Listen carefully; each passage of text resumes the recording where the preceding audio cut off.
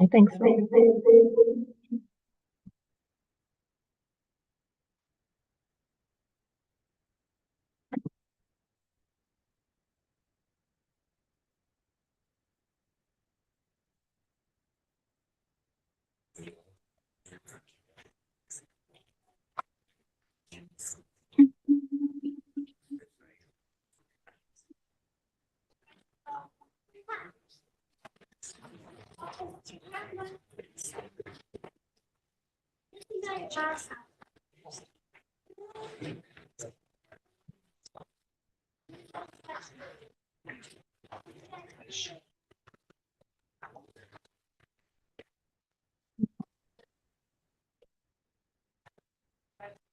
All right.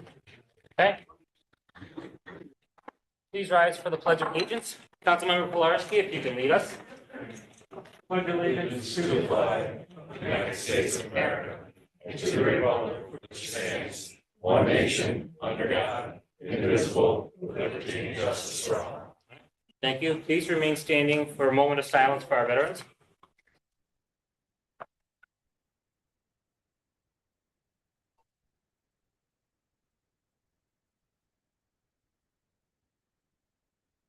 And for the invocation this evening, Reverend Rick Martin. Always a pleasure to be here. Before we start, I know Dave Uzar, who's always here. We miss him. He's going through some cancer treatment. Dave, we're all waving to you and we hope you're feeling better soon. Let's look to the Lord in prayer. Father, we thank you, Lord God, for this day. We thank you, Father God, for our elected officials. We pray, Father, your blessing upon each and every one of them as they represent the residents of Cheektowaga. We thank you for all our police officers, Lord, who are here and, Father, who keep us safe. And we thank you for our fire department and, of course, all the first responders and, of course, our military. Lord, we ask, Father God, that everything that's said and done today will be according to your will. We ask your presence here. We ask your blessing, for we ask it in your name. Amen. Amen. Thank you. Everyone, you may be seated. Madam Clerk, may I have a roll call?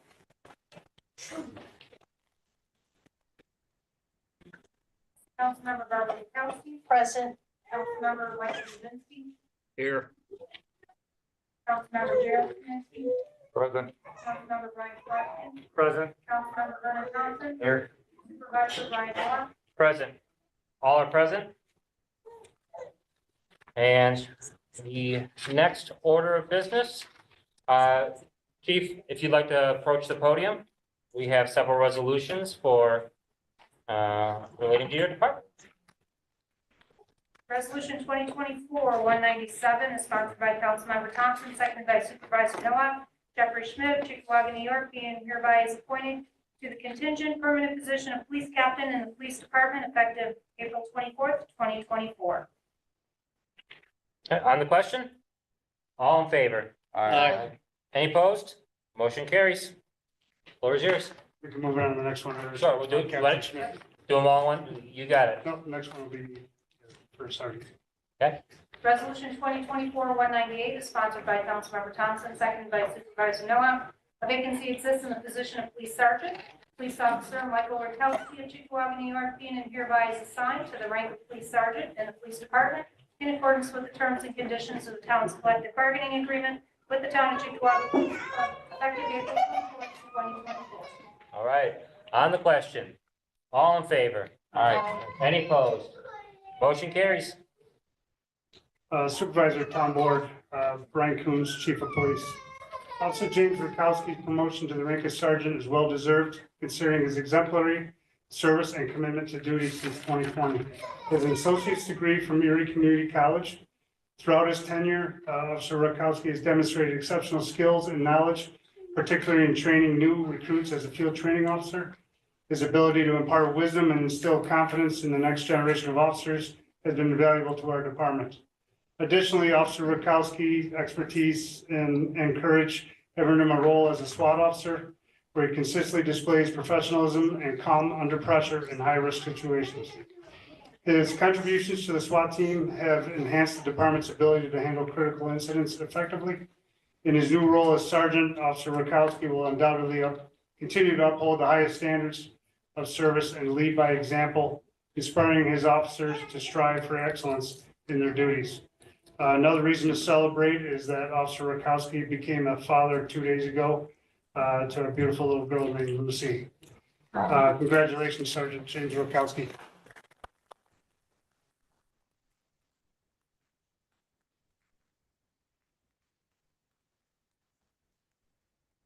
Thank you.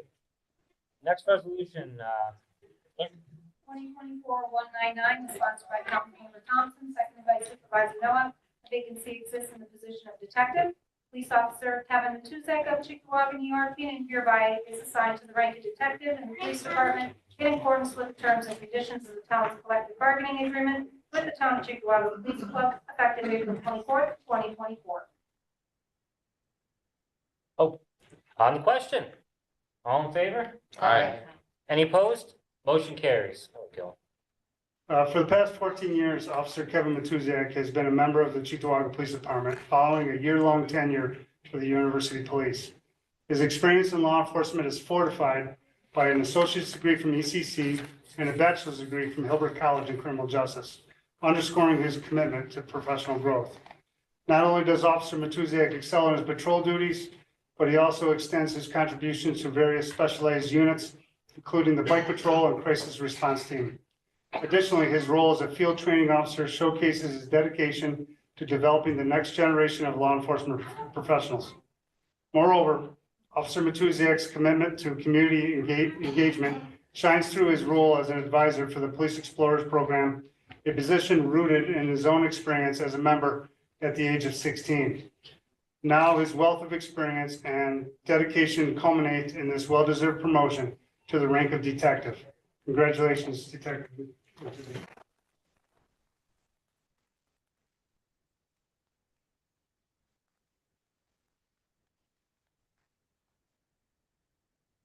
Resolution 2024-200 sponsored by Councilmember Thompson, seconded by Supervisor Noah. Vacancy exists in the position of detective. Police officer Jay Bartosek of Chickawaga, New York, being and hereby is assigned to the rank of detective in the police department in accordance with the terms and conditions of the town's collective bargaining agreement with the town of Chickawaga Police Club effective April 24th, 2024. On the question? All in favor? Aye. Any opposed? Motion carries. Thank you. Before joining the police department in 2013, Officer Jay Bartosek committed to his career by putting himself through the Erie County Law Enforcement Academy.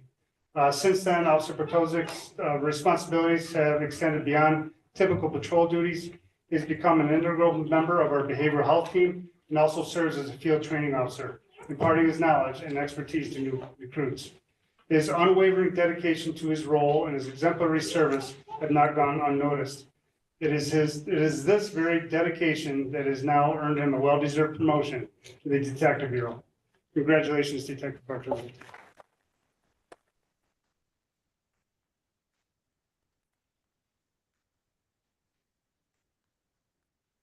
Thank you, Keisha. With that, we'll give everyone a few moments to clear out if they feel they would like to do that.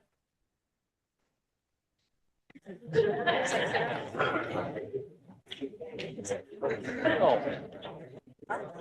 Yeah, we're done. It's not kicking them out. Usually what goes on.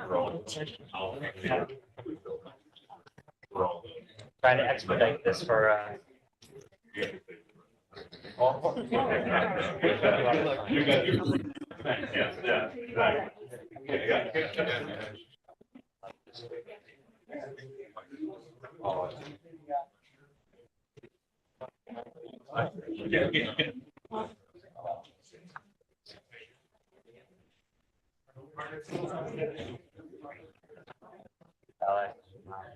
kicked you out.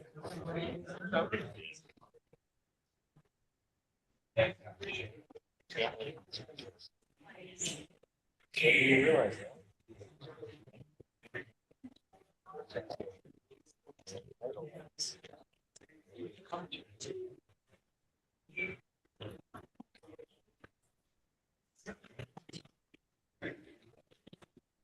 All right. For the board, we did not have an opportunity to go over the resolution items at the work session. Does the board want to take an opportunity to do that now before we move on to the public comment period? Are we comfortable moving right into public comment and dealing with the resolutions as they come up for a vote? Yeah, I think that's best. I'm comfortable just moving forward. Yes? Councilmember Jazinski, are you comfortable with moving forward to public comment and the vote? Yes, sir.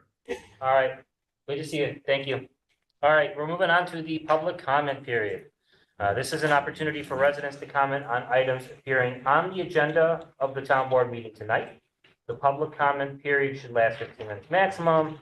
Each speaker may speak only once. Each speaker shall be limited to a maximum of 3 minutes speaking time. I'm getting less cardio tonight, but that's okay.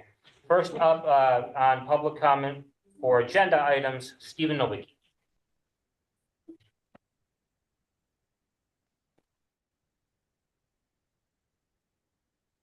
Good evening. I'm Stephen Nowicki. I appreciate the board's time and attention tonight. I wish to discuss the resolutions regarding the sewer and road funding. So I'm urging the board to reflect on the source of the directive to reduce our infrastructure costs and expenses. It appears to me that board member Jazinski has consistently opposed efforts to address these needs. This is concerning given his track record with financial management. In October 2016, Michael C. Jazinski filed for Chapter 7 bankruptcy in the Western District of New York. Case number 1-16-12037-MJK. At that time, he was under significant debt, including a $2,000 deficit on a loan for a decade-old car, over $16,000 in various credit card accounts, $8,700 in collections, and other debts totaling over $35,000, in addition to his monthly mortgage of about $1,100. His net income after his monthly expenses was a mere $33. Given this history, it's understandable why Mr. Jazinski might be hesitant about town bonding. However, there are others on this board and in our town who have demonstrated more financial acumen, highlighting the need for responsible bonding. Mr. Jazinski's LinkedIn profile lists a wide range of experiences and life skills, yet I found no mention of expertise in finance, roadwork, or sewer maintenance. The experts on these issues are advising the board and the town of our needs, yet their advice seems to be disregarded. On April 11th, there was an interview on Channel News 4. Jazinski gave his meritless opinions on the roads when the experts already told you their true condition. We should strive for better than, and I'll quote you, pretty much 100% of the roads are passable.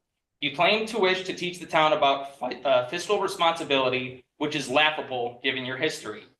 It's clear that personal biases should not obstruct the needs of the town. I respectfully request again, Mr. Jazinski consider stepping down. To the rest of this board, I encourage you to make decisions based on your own judgment. I've noticed hesitation and a tendency to follow Jazinski's lead in recent meetings. I want to believe you are acting in the best interests of the town, but it's disheartening when actions seem to align with a destructive path. Please make decisions that are truly in the best interests of the town rather than following a divisive party line. I have a privacy redacted copy if anyone needs to seek proof of his bankruptcy statements. Thank you. Next speaker is Dan Collender.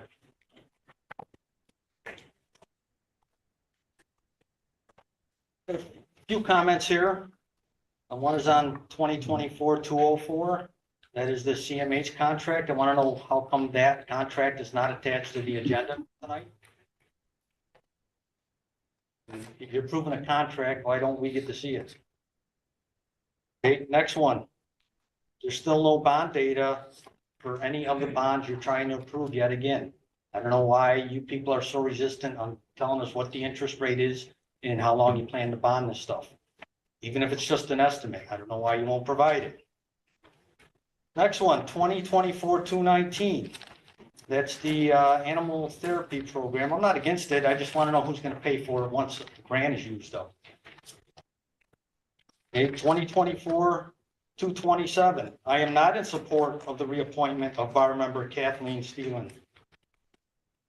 In June of 2023, this bar member, along with her other board assessment review members, violated New York State real property tax law and agreed to send out letters to the 2022 SCAR winners. in an attempt to illegally increase the previous assessor's tentative number applied to the 24 Scar Winters. These letters were sent out outside of the time frame that the law states they are legally compelled to do so. This same law also applies to any property owner challenging their assessment, and they sure is willing to give us any extra time to do it. Okay, they have to be received by the parties no later than 5 days before grievance day, which last year was May 24th. But the bar agreed to send them out in June, well past the cutoff date. This set in place a series of events that in turn created a lot of stress for 24 Scar Winters, some of who threatened to sue the town, the bar, and the acting assessor for violating RTPL's procedures and laws. We just sued them all. It also created unnecessary work for the assessment department and an unnecessary legal bill from the outside counsel's bad legal advice to the acting assessor. Based on this snafu and other things said by the 2023 bar, it is in my opinion that none of the 2023 bar members are qualified despite what credentials they may possess. They have denied many property owners only to have their decisions overturned in a SCAR hearing. The current members failed miserably in Real Estate 101, and all of them should resign. I ask that Kathleen is not reappointed, and a more qualified person should be appointed in that position. And that'll be that for now. Thank you. Thank you, Dan. All right, that comes to the end of our list. Next up, we have public hearings this evening. Regarding those, speakers will be limited to 3 minutes. The first public hearing is a call for public hearing, local law 2024-5 of the year 2024, a local law to amend the zoning law of the town of Cheektowaga.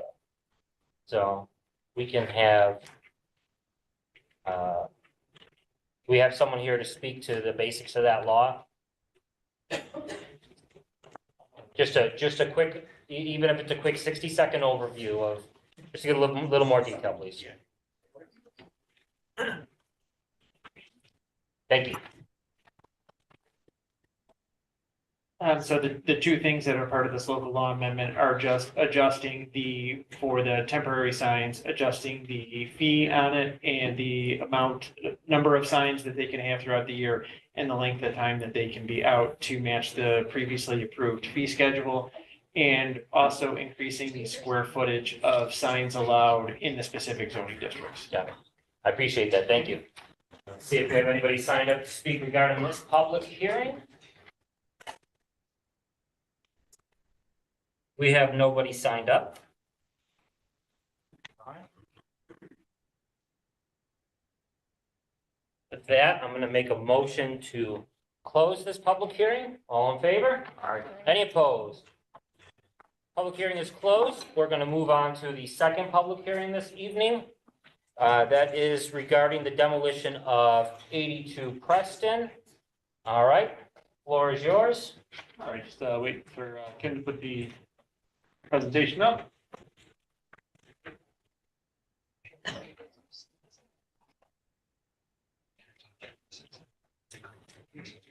No, wait, I gotta do that. All right, so 82 Preston, we've been aware of this property for better part of 10 years here. So first complaints we had were going back to 2014 for just degraded conditions. What really keyed us off to what was going on here is on November 27, 2018, we got a report that the roof on the garage was collapsing. December 10th, the housing inspector was able to see more damage to the house than we could possibly know about from the street, just from the posting itself. The entire south wall underneath the side door of the house is actually collapsing into the basement. December 11th, the homeowner called, asked for an extension, and then it just set forth just a rolling request for extension. Can you go to the next one? So the owner was referred to the community development department, which he did not go for immediately. Probably about 2-3 months down the road, he did at the order of the judge to apply for the community development program, which he was accepted into. That now we're moving forward in September of 2019. Then left my notes on my desk. Follow-up inspections by the community development inspector revealed that the house was in very poor condition. The inside needed to be cleaned out so that engineer contractors can actually get inside and evaluate what they could do under the community development program. There are a couple things that need to be done, and then without the ongoing health issues, on August 20th, the homeowner of 2022 pulled himself out of the program because he could no longer do it because of his health. He couldn't keep up with what they needed. Moving forward to May 10th, we got a complaint that the gutters collapsed. We moved them into court again. And then that was May of 2022. Escalated the housing court in July. The homeowner didn't show up in September. He would received an adjournment in November, another adjournment in December, citing financial hardship, another adjournment in January, again citing financial hardship while trying to find a structural engineer to evaluate the basement.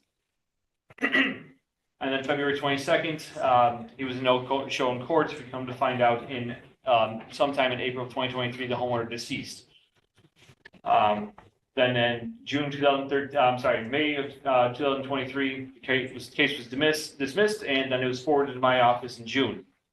From the initial exterior inspection, I could see that the previously cited collapse of the south wall along the driveway was actually undermining the driveway, and the driveway starting to collapse into the basement. Then also discovering that the southwest corner was completely gone as well. June 15th, I contacted the next of kin. And they advised me that they were waiting for probate to go through and that they could not allow us to do anything until probate went through. And they actually own the house. Following that, around February 16th, I believe it was, or February 9th, they advised us that probate had finally closed out and they did technically have possession of it. February 22nd of this year, I got a call from dispatch about 1:30 in the morning. With of alarms ringing in the basement. I was able to contact the next of kin. They gave us verbal permission to enter. So with a couple officers from Cheektowaga Police, we went through the house, found several broken pipes in the basement. The carbon monoxide detector was going off, and there was a gas leak in the basement. National Fuel came out, shut off the gas, removed the meters. Water Authority came out, killed the water. March 5th, we received final or a written authorization for the family to make entry and evaluate the rest. And then March 6th, we referred to the law department for this hearing, and today is the hearing. So 82 Preston is going to, the past complaints. We've had multiple complaints for structural issues, garbage and debris, rodent harborage, feeding of feral cats, which that is still going on there. We don't know who is doing it, but someone is still feeding feral cats there. And cutting the grass. 82 Preston is located on the west side of the block, about mid-block, backing up to several properties on, I believe that's Martin. First picture, here's the front of the dwelling. Next picture is going to be that corner collapse in the southwest corner. As you can see there is nothing supporting that corner, and from the inside, it is just as bad. And then the next picture will be the collapse of the driveway. And there are no complete laboratory facilities in this building either. Both bathrooms are in similar condition to this. And with that, I will take any questions that you have. I have no questions. Any board members, questions? Can I be heard? There's a gentleman from the bank. Sure. If you can come up, please, and just Yes, sir. just sign your name, and let us know who you're representing. Is it okay? Just give me my card. Is that better? Yeah, you just say whoever your employer is in a signature. The information is a little bit incorrect as far as the first name. We have a couple. That's identified. And you are. I won't take too much. Okay, we usually get 3 minutes to speak. Sure. Address here is better than what's on the card.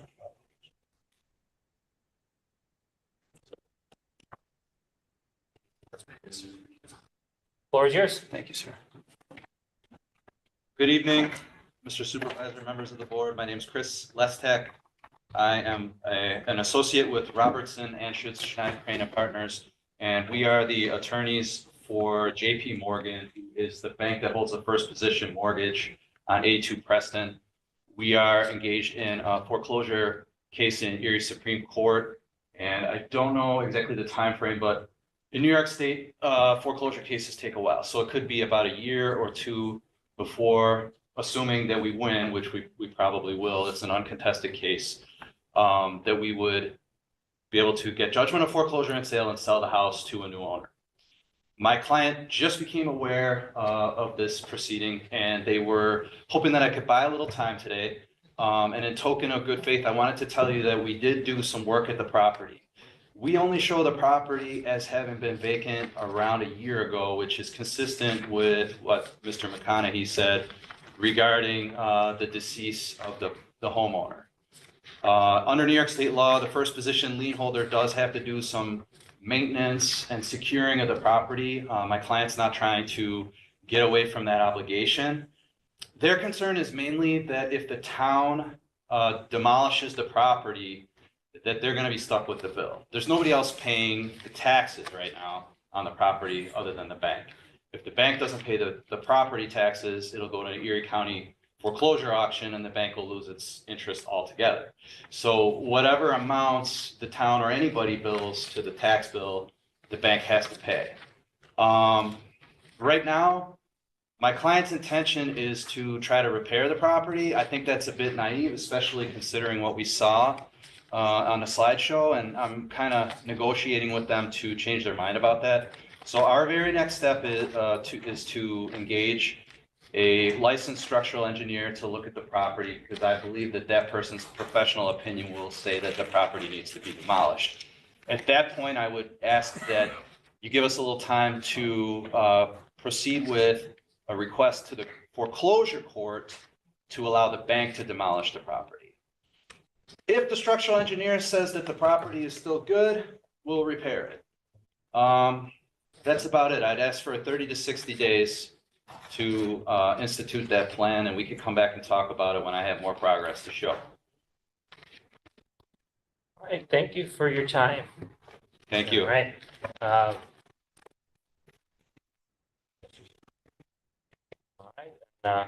With the, we don't have 82 Preston on our agenda tonight, right? There's nothing here for us to move forward. No, we would not, I be just- yeah, we would not be opposed to having a 60-day stay on this. Keep the public hearing open for until June, and then we can reapproach this then. I had to double triple check to make sure before I said anything, but, okay. Let's settle that. Thank you. Thank you. All So right. could I speak on that? Sure. So my concern though with that though, is we're on notice right now, just by looking at those pictures. We have warmer weather coming up, kids playing, climbing into place or whatever, there's access points. I sure as heck wouldn't want that in my backyard. I'll tell you that right now. So if there's rats, rodents and all that stuff, my recommendation is I would like to see this put on the list for demo with a resolution in 30 days. If the bank's making progress and is able to come forward and say, hey, this is where we're at and report back on it. But if we just delay right now and don't do anything, Right. and it's not moving forward, the ball's just sitting there, then we still got to pick up the process to start the demo process. And that delays it even more. And this thing's already been delayed on already, and Yeah. these neighbors in that community, I sure as heck wouldn't want that in my So- backyard. And well, this is a question I was gonna have for you offline. What can we do to board this up? Because obviously the driveway's an issue, that southern corner is an issue. And so we did go through this with 34 Virginia as well, whereas the bank said they came in, they were going to do this, and then they did nothing. I'm not going to say that JP Morgan is going to do the same thing that Wells Fargo did in that case. But we would definitely need to see that be secured properly as opposed to the way the homeowner. And make did it do safe, yeah. And in addition to that, another concern that I have is, you mentioned that the bank is looking to resell it. If somebody buys it sight unseen and then realizes, wait a minute, this is, crap, and now it's abandoned again, and we're back at square one, because now we have new ownership to go through this whole process again. So I'd like to see the process at least moving forward and have something on an agenda to where we can either table or pull, but still have that right there to just don't halt this process.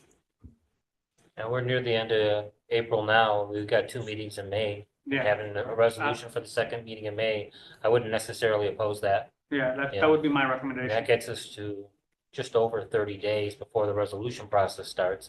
And suppose it is tabled, that gets you to 45. Yeah, and they may even, the bank may go look at it next week or so and say, look, yeah, we're out, and then we could even have a resolution sooner. But, This would be a demolition with asbestos in place as well. So the first would be the air quality monitoring agreement with the testing. So that would take, and that takes approximately 25 to 30 days to get that bid processed, and then we move on to the demo bid as well. So we still have, even if we were to start the demo proceeding at the next meeting, it would still be a significant amount of time out. Correct. So even with what you had in mind in terms of processing this through, we're looking at least another month. I mean, generally it takes anywhere from 4 to 8 months to demo a building after we actually go through the public hearing process. Understood. So I would not be opposed to putting the air quality monitoring out to bid in 30 days. As long as the bank, if the bank does not bring back a appropriate process. Gotcha. Well, Craig, I think the biggest thing the bank needs to do right now, I mean, not a month from now, not 60 days, is get their property secured. Absolutely. I'm going to speak with them after, or as soon as we're done here, and we'll come up with a solution for that and get it taken care of tomorrow. All right. Thank you. Gotcha. Well, Craig, I think the biggest.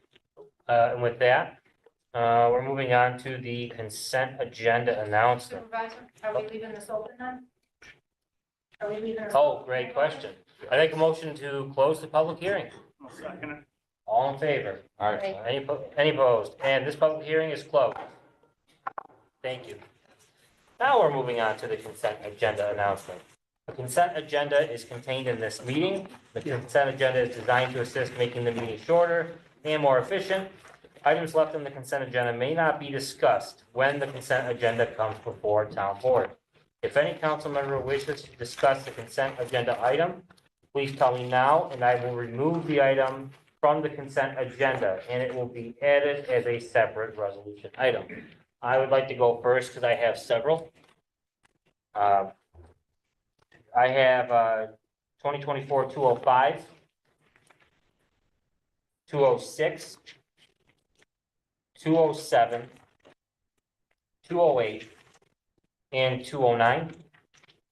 And I don't know if my numbering is correct, but I've got it as 221, the MOU with the public safety dispatchers. Is that now 220?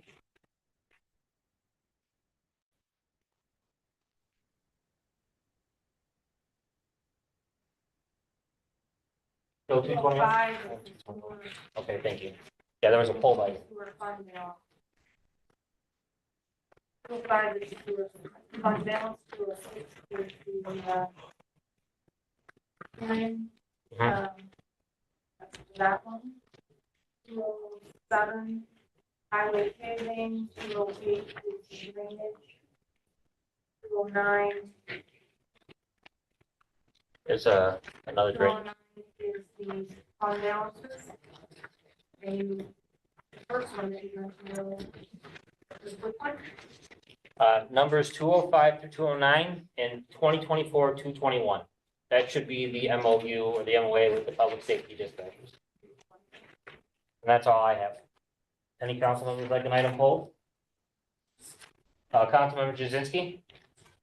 Yes, so in addition to what you had, let's see here, I think you said 206 and 208, right? It's just I'm having trouble hearing. Yes, Okay, so yeah, and I wanted to add 204. and I believe Councilmember Thompson, you want to take 15? Yes, please. What number? 15? 15? Okay.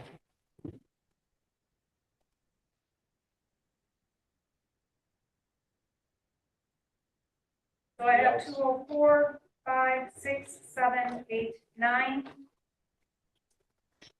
215, and 221. Are there any others? It's 227 also. Please, 227. 227. Are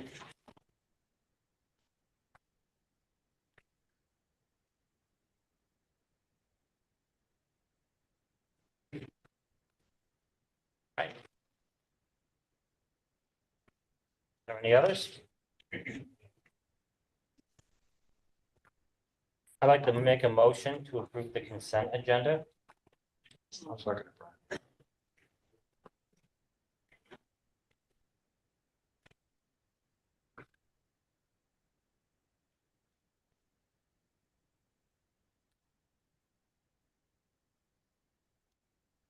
All in favor? Yeah, it was seconded by Councilman Kaminsky. All in favor? Any opposed? All right, Okay. I have a motion by Supervisor Nowak, second by Councilmember Kaminsky to approve all items on the consent agenda, including the meeting minutes of April 9th, 2024, and resolution items 2024-201 through 233. We are first going to recognize that there was no 218 in the list. And then we are going to recognize that the items pulled were 204, 205, 206, 207, 208, 209, 215, 221, and 227. And you will call vote to approve. Councilmember Bukowski? Yes. Councilmember Jazinski? Yes. Councilmember Kaminsky? Pass. Councilmember Pilarski? Yes. Councilmember Thompson? Yes. Supervisor Noah? yes.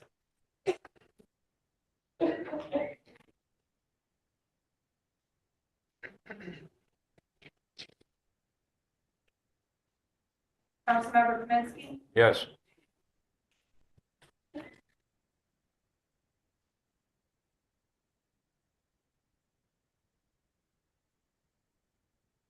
Separate resolution items. We are starting with resolution 2024-204, sponsored by Supervisor Nowak, seconded by Councilmember Pilarski.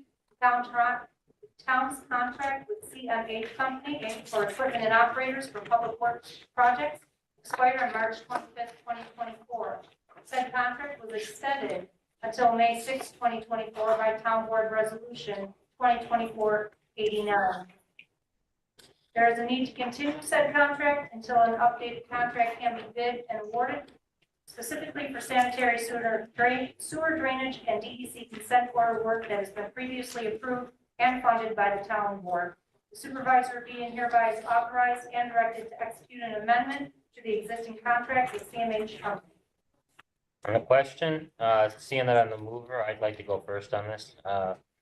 We didn't have an opportunity to discuss resolutions at the work session. I'd like to afford an opportunity to Mark Crystal to approach the podium, talk briefly about why this extension is necessary and how it would work into our infrastructure work for 2024.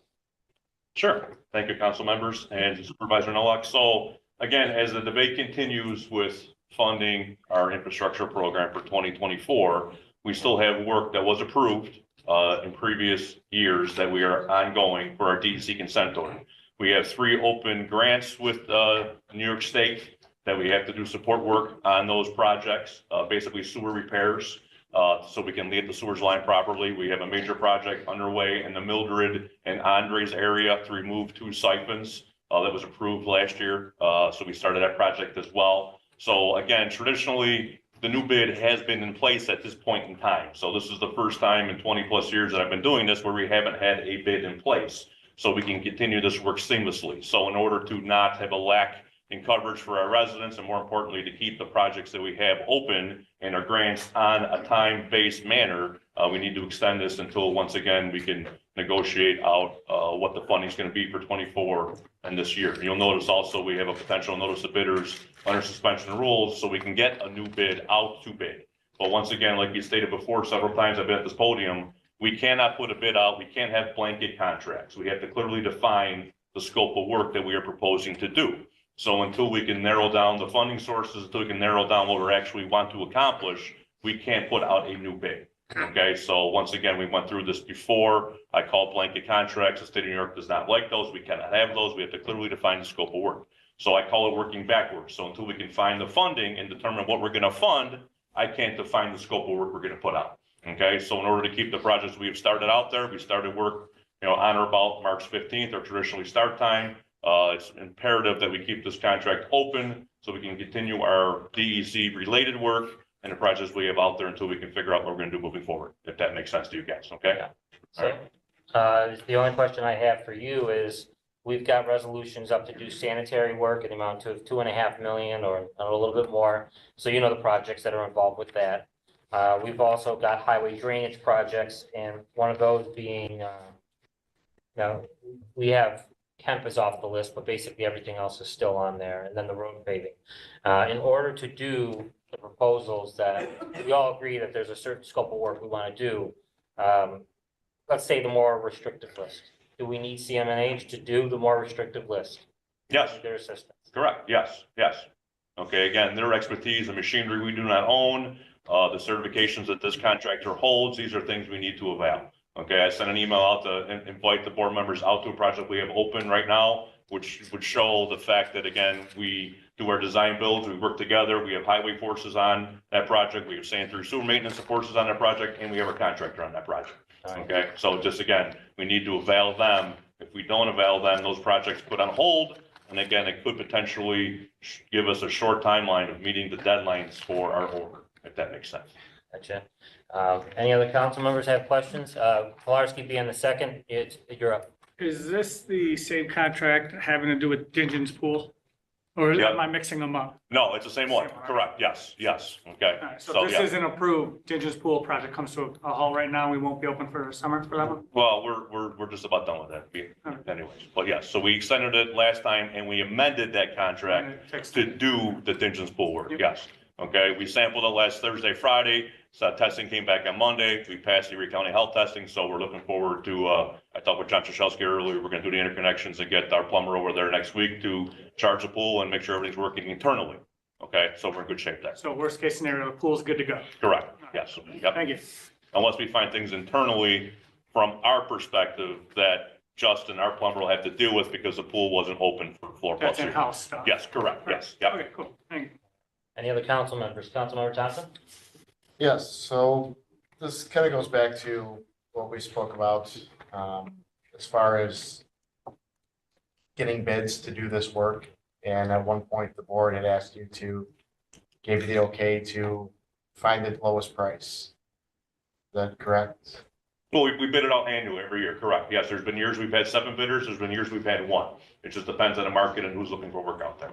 Okay, because I feel I wouldn't be doing my due diligence if I did not say we should put this out to bid and try and find the best price possible. This is not money coming out of my pocket, this is everyone's pockets. So I think it'd be fair to at least put the work out there to see what bidders would be able to do this work, especially like Supervisor mentioned, we've kind of narrowed down the items of work that we are saying is necessary to get done this year. So we would have a scope of work to be able to put out the bid. And even if we didn't come to a solution tonight, you know, we would have to come to that solution on what work is going to be done to be able to put a bid out. But I think it's fair to put a bid out to, you know, the county and see who can come in at the best price, because like you said, even at the Bill Stadium, a lot of people are out there doing work, but I mean, I'm sure they put out hundreds of bids to try and find the lowest price. I think we owe it to our constituency the same. That's just. Oh, listen, I agree with you 100%, and that's why, again, every time at this point in time in the calendar year, we have a new bid in place, okay? Once again, we don't have a bid in place because we have not been able to come to an agreement on what to bid, okay? So again, if we get that notice out to bidders, we're looking at minimum of 45 days to have a new contractor in place, okay? So I don't want to stop the projects we have ongoing for 45 days until we have a new contractor in place. Okay, that's again, this is extended until we have a new contractor in place or a new bidder in place. Okay, so that's the whole point of keeping the project moving until once again, we as a board can decide what we want to move forward on with the new bid. We're ready to bid. I had the bids ready last meeting, you know, and again, I've had the bids ready to go for a while now. We're ready to bid. It's again, until we determine, the board determines what we want to fund and how we want to fund it, we're kind of in a waiting game. And I don't want to stop the projects we have, excavators on people's front lawns, and tell our residents, sorry, we gotta stop now until we figure out what we wanna do. That's what I don't wanna do, So okay? is it bag, oh, no, go ahead, I'm sorry. So the work that's being done now by this company, if we were to put out the bid to do other work, they would stop immediately? No, we would stop once the new bid was approved through town board of resolution, contract signed, insurance gone through our legal office and make sure everything's in place. And then we put the new contractor, the new bidder in place, okay? So we, at this point, there's a project that we put the scope out to say, this is the scope of work we need done. Yes, But, and correct me if I'm wrong, are we paying them not per job, but to just a certain time frame? Is we're that paying them correct? last year's bid. So what we have is it's an equipment and operators contract. So we pay by an hourly rate for certain pieces of equipment. There's 34 of them in this bid. So we determine what pieces of equipment that we're gonna use on said project.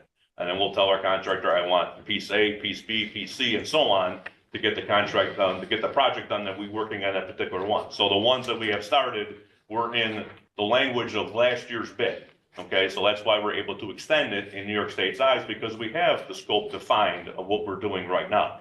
Okay, so again, it's a rollover project, because as we know, the DEC consent order has been rolling on for years. Okay, so it's the standard language we have in there, but it's the other pieces that we need to determine what we're gonna do on those.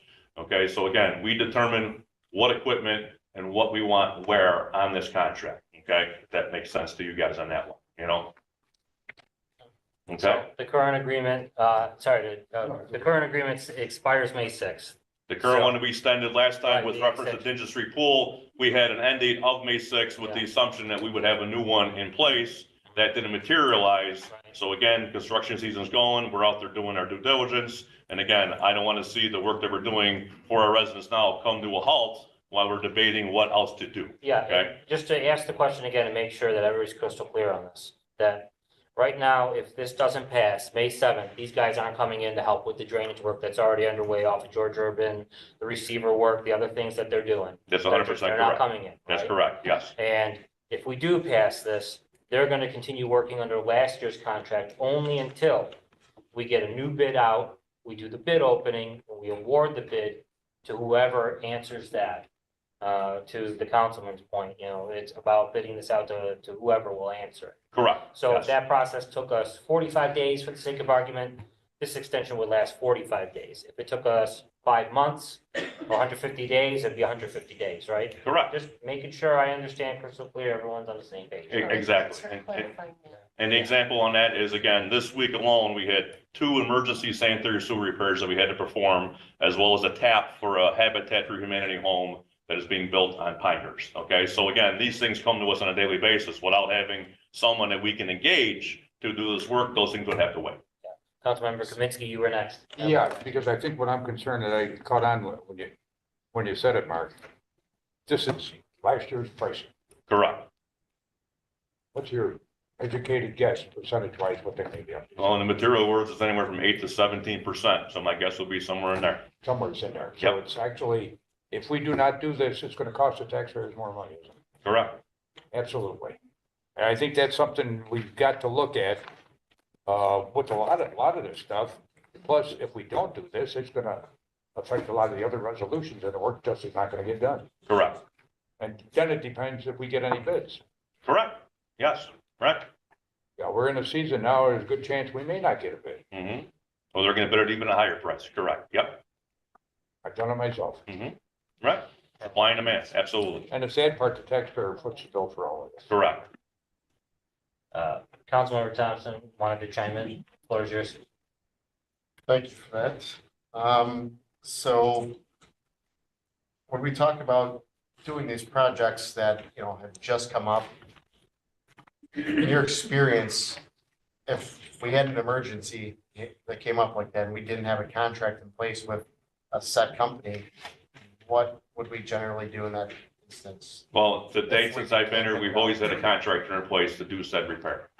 You know, and that's why we always make sure that these run either calendar year or date to date year. You'll notice the existing contract ran from March 16th to March 17th. We always make sure that we have someone to help us in these assistance, because again, sometimes these depths are at a depth that we can't dig to, we don't have the equipment for. So we've got to make sure that we have someone that we can pull from in case these emergencies, when they do arise. So as long as I've been here, we've always had some sort of contract in place that we as a town can pull from to assist us.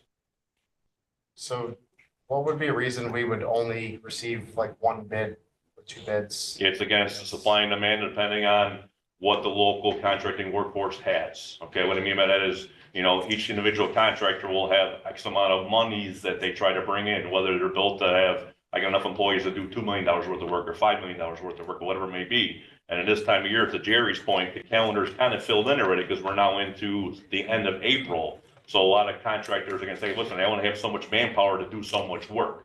Okay, so that's why depending on years we hit, because again, there's other communities, other municipalities, other authorities, other private entities that bid this kind of work. So again, it's supply and demand. There's some years where there's a lot of work out there for contractors to do, and we get a low amount of bidders. There's a lot of years where there's people are hungry and are looking for work, and we get a lot of bidders and better numbers. It's just feast or famine, supply and demand of what's out there in the infrastructure world. So would you say something like the Bill Stadium is having an impact on how many people would bid for our projects? Absolutely, correct. I mean, it's without a Absolutely. doubt. Yep. They're eating up concrete and all the other materials that are out there. No question. Yep.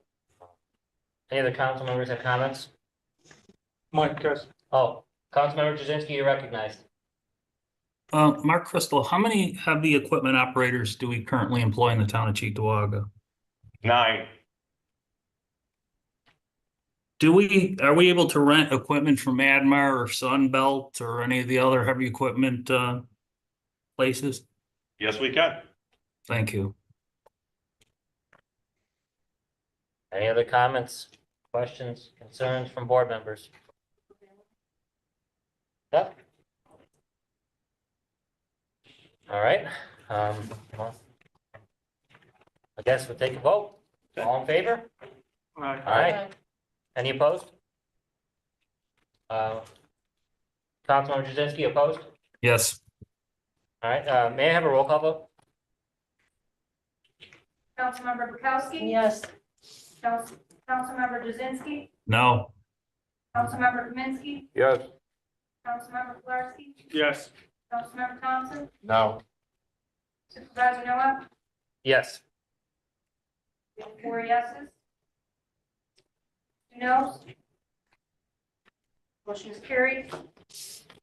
Resolution 2024-205, sponsored by council members Thompson, Kaczynski, and Bukowski, whereas the town has been under Department of Environmental Conservation consent order to eliminate sanitary sewer overflows since 2014.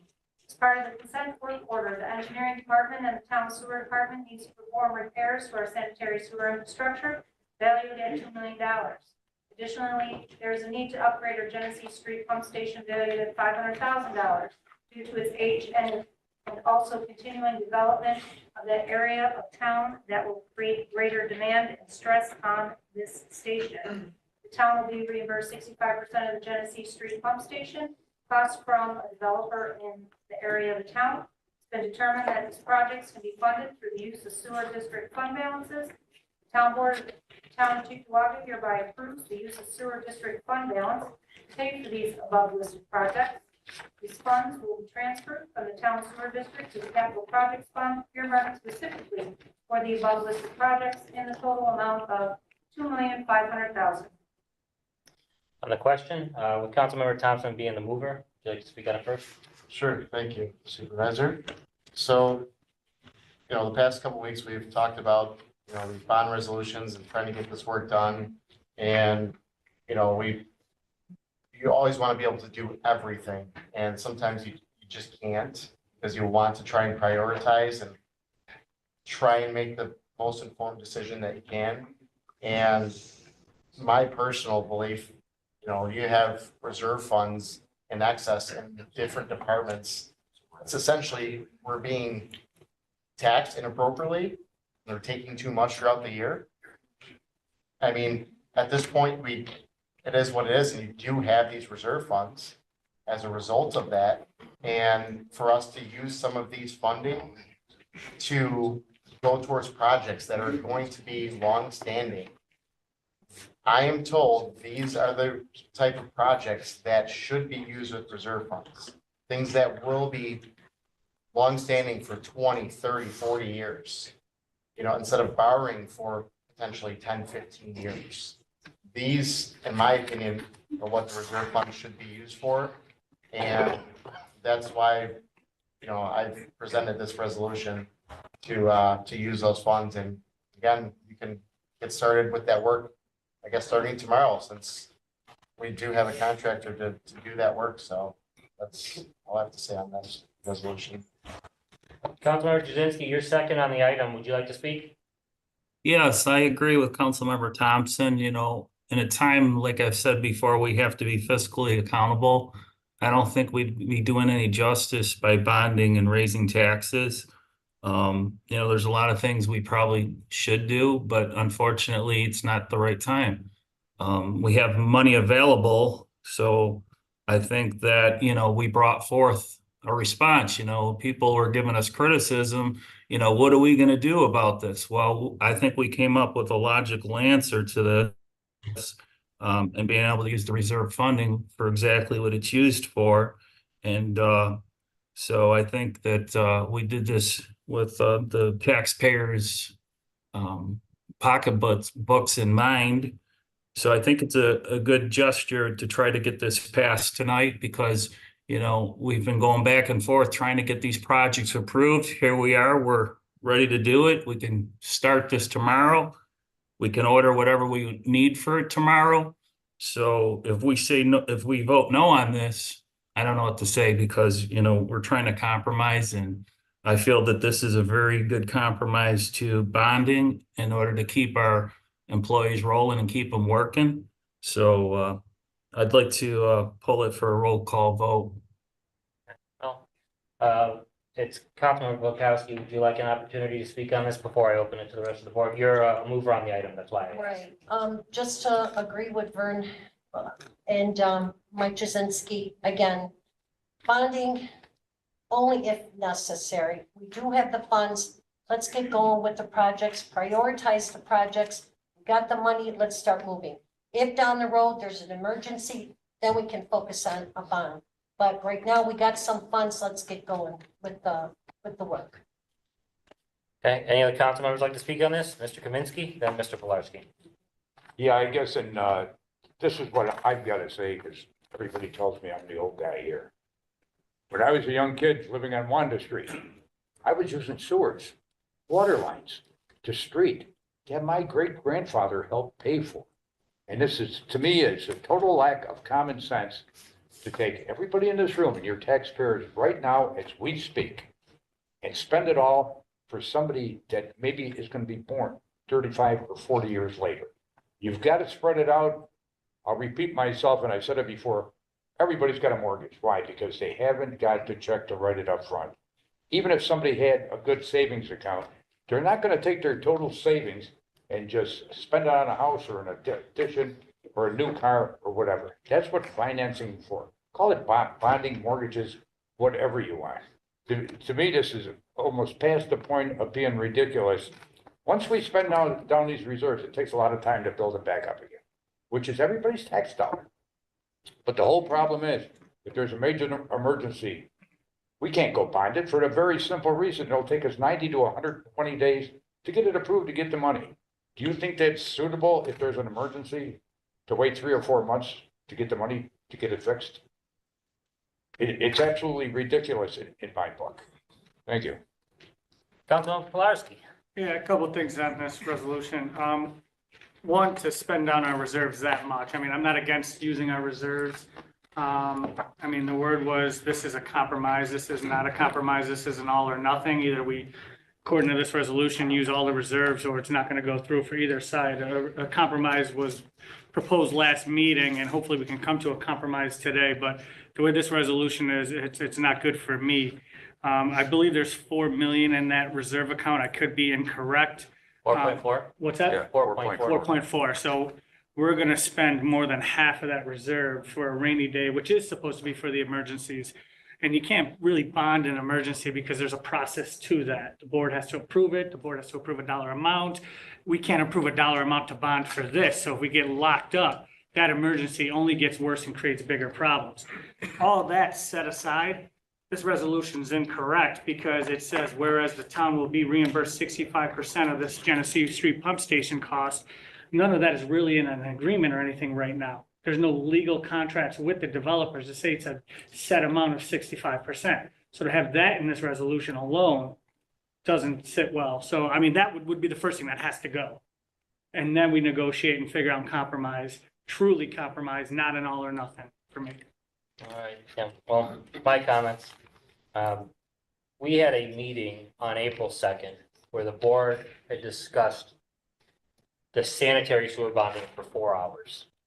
And we started with 6 board members and ended with 5, but by the time we got to the end of that meeting, I recall having a basic agreement around doing the sanitary sewer work and using some reserve funds to do that. And you know, to Councilmember Thompson's point, I agree. There's you don't want to hold on to too much of the taxpayers' money. I'm okay with using some cash to do this work. I'm willing to say yes to that. I don't want to look at anything and just say, well, looking for excuse to say no, no, no. You know, like I've told some of the folks up here, my philosophy on development is give me a reason to say no. I believe in private property rights, you know, but in the case of this here, compared to the proposal initially discussed, we were talking about $3.9 million. The dollar amount here is 2.5 right now. But the one thing that was taken out was a matching to a grant. The town engineer, if you can confirm, we have a $5 million grant that we have to match. Is that correct? Correct. And within this resolution, there's no mention of the 1.4 million we need to match the 5 million WQIP grant. So what I'm looking at is a proposal that is going to cost the town $3.6 million. It doesn't have to cost us because we're basically going to have to give New York their $5 million back. We're not going to match the grant. We don't get to have the grant. And not only that, this cost us $3.6 million and we get less work for it. This isn't fiscal responsibility. As it stands, I can't support this. I drafted an amendment and I'll pass it down and I will read it aloud once everybody has a copy in their hand to address the WQIP grant aspect of this situation. Once got one for the clerk. And it reads. Could you put it up on the screen, Brian? I've just got physical copies here. I'm sorry, I don't mean it doesn't work out, but. I'm just saying, not only for myself, but for the town residents so they can see. Yeah, but I'll read it Take your seat aloud. when you show up. We're gonna read it. Yeah, so in the resolved as it stands. I am showing up, right here.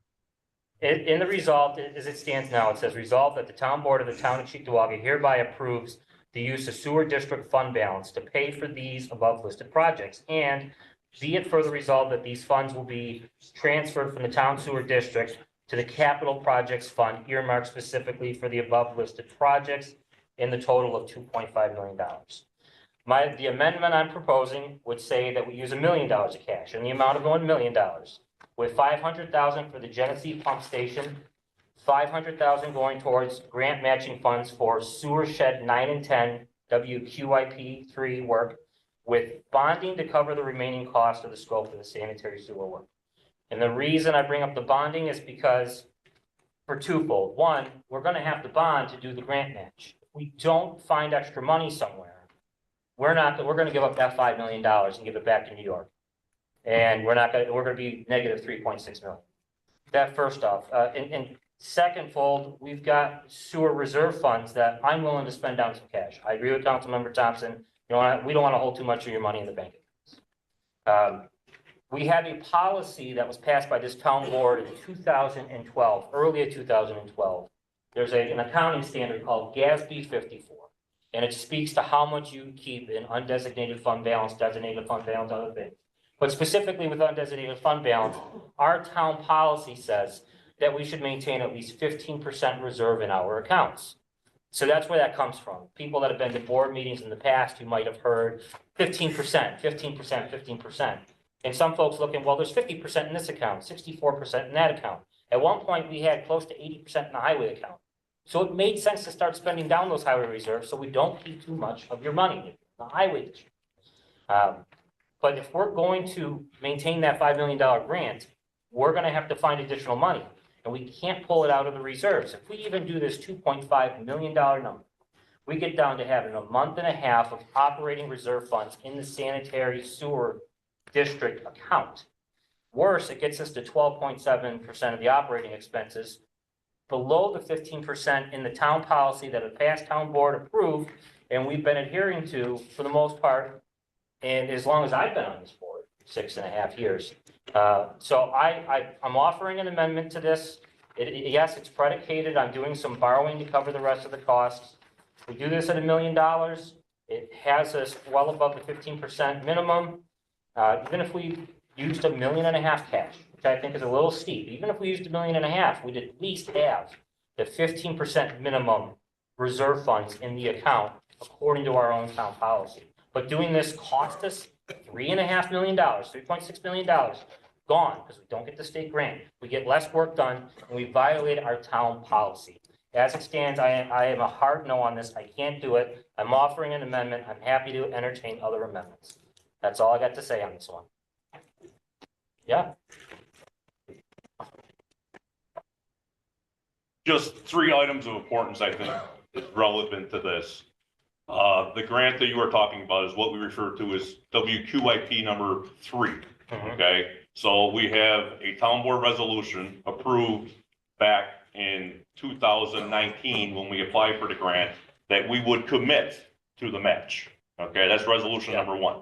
Second resolution was a notice to bidders last July to go ahead and start this project, okay, which was approved 7-0 by the board. Okay, and then the other notice to bid, or then the award of that contract went out in August. So we have started this project. Okay, we followed our steps, okay, based on town board approval, based on what we needed to do for this project so we can meet the timeline of the consent order. So I just wanted to be clear so everyone understands that this $6.4 million project is underway and has been approved by the sitting board at the time. Okay, I think it was clear just to make sure everyone understands that part of it. Okay, so it's not like if we don't get the money, we can give it back. No, this work has been approved and is underway. Okay, we have a signed contract with New York State for the money, and we have every other steps that we need to do to get to this point. Okay, so I just wanted to bring that up. Okay. Appreciate that. Any other comments from board members?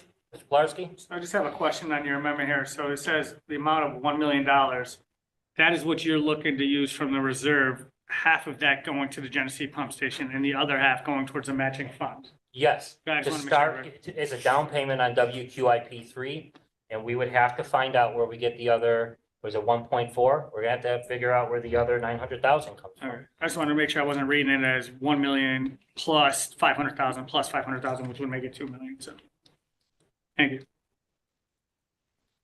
So, What do you mean as a down payment?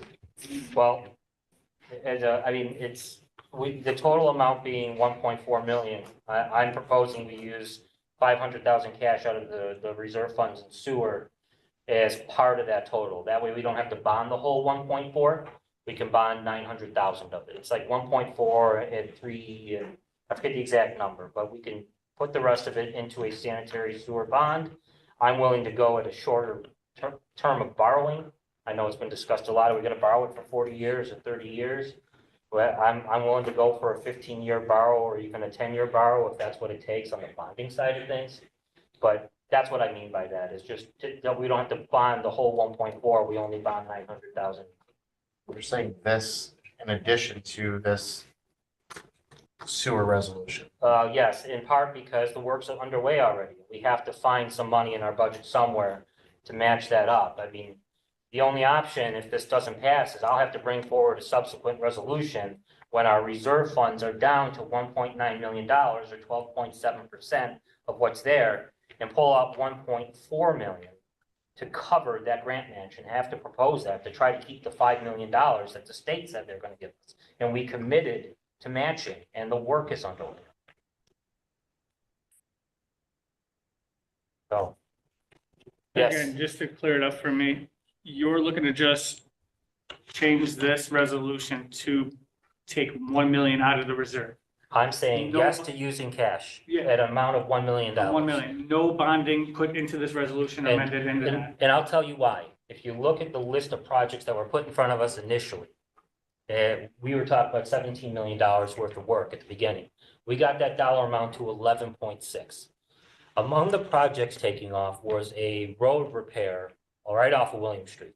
Anybody catch Facebook this weekend with Raymond Park? We had an unexpected issue. Somebody's car rolled over into the park. I won't get into it any further. That's an unanticipated expense where we'd have to use some of this cash to deal with that type of problem. Fortunately, the town can recoup that through insurance carriers and all that, but we have unanticipated expenses sometimes where that's not always the case. We voted on change orders for HVAC for using ARPA funds. We didn't think we're gonna happen because the cost of things going up. We've had the recycling deal we're dealing with right now. We had to extend that contract. Those costs are gonna go up more than expected, and these kind of things that come.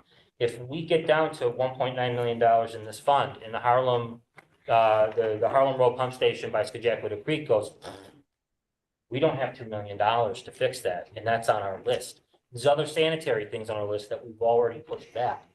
I'm okay with reducing the scope of work, but I can't take off. I mean, I can talk about that in highway drainage, my personal opinion. I don't think we can do it here. I don't see any project on that sanitary side that we can take off. It's all DEC consent order related. Last June, there was an article in the West Seneca where their town board approved a bond of around $15 million for DEC consent work.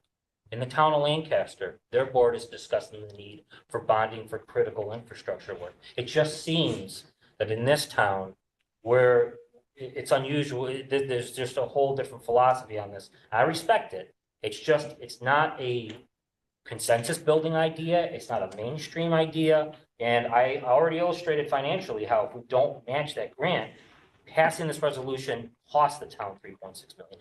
Councilmember Jazinski. Yes. would like- Councilmember Jazinski.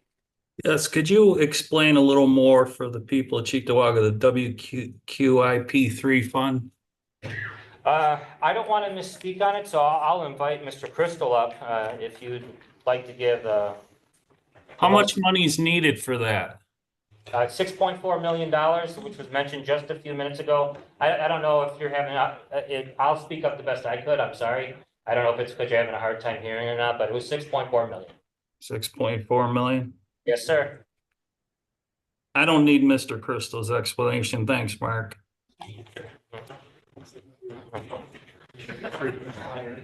Is the board, I'll make a motion on this amendment. Is there a second for it? Is that with removing the 65% of this Genesee pump station cost from the developer? Because that's not been approved. I'll tell you what, I think I would entertain that as a separate amendment and second it if you made a motion. Okay. Councilmember Thompson? So if that's not part of this, why were we given that information and when did you receive information that that's not accurate?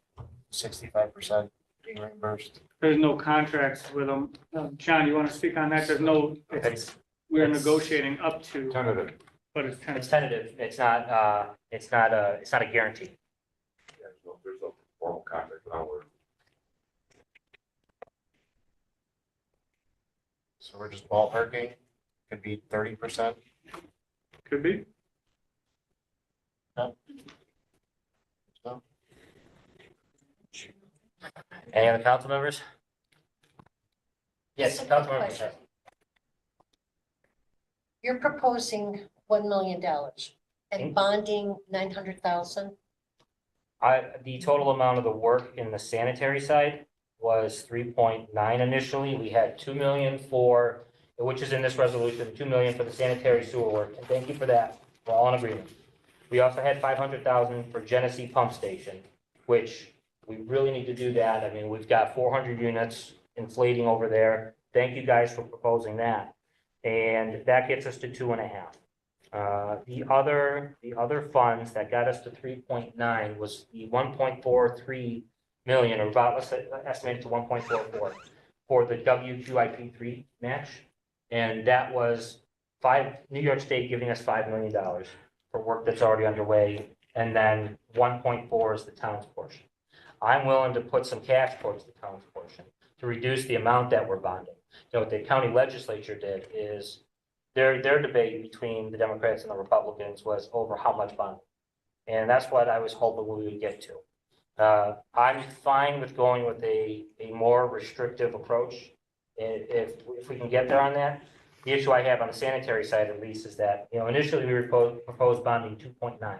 So in short, I say we use $1 million cash, 2.9 bond for the sanitary sewer work. That way we could do all our DEC related work that was initially proposed on that list for 2024.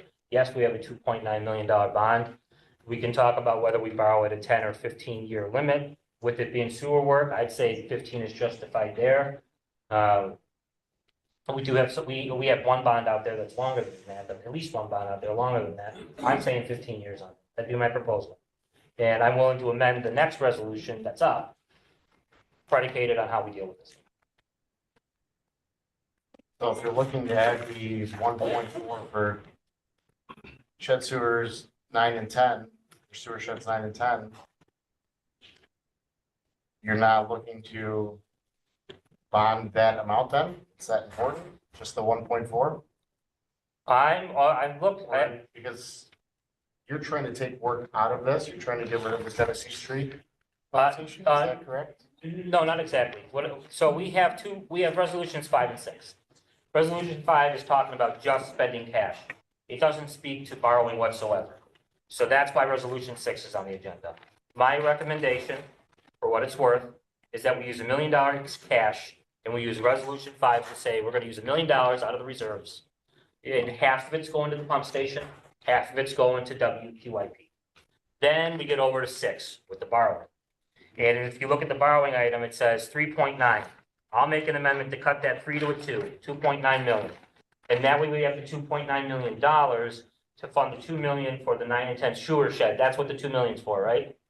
The $2 million in It's this. the repairs in shed 4, 9, and 10. 4, 9, and 10, Yes. okay. And then so you'd have that shed 4, 9, and 10 as you proposed. You'd have the $500,000 for the pump station as you proposed. And then we would take care of our grant match. So the 2.9 million bond at a 15-year limit, 15-year borrowing term is my proposal right now. I'm willing to be flexible on that. And hear recommendations from the rest of the board is what I would propose to get the rest of the money to do all the sanitary work we need to do.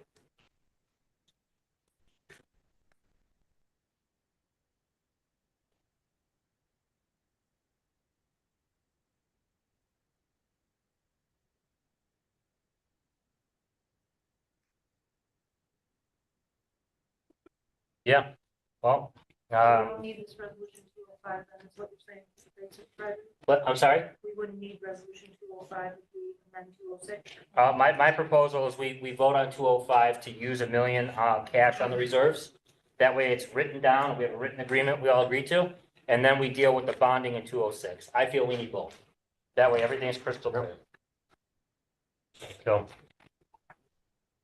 I'll make the amendment, as I put in front of everybody, to reduce the cash amount from 2.5 million to $1 million, with 500 for the Genesee pump station, 500 for matching grants related to WQIP3 work, with bonding to cover the remaining costs to cover the scope of the sanitary sewer work.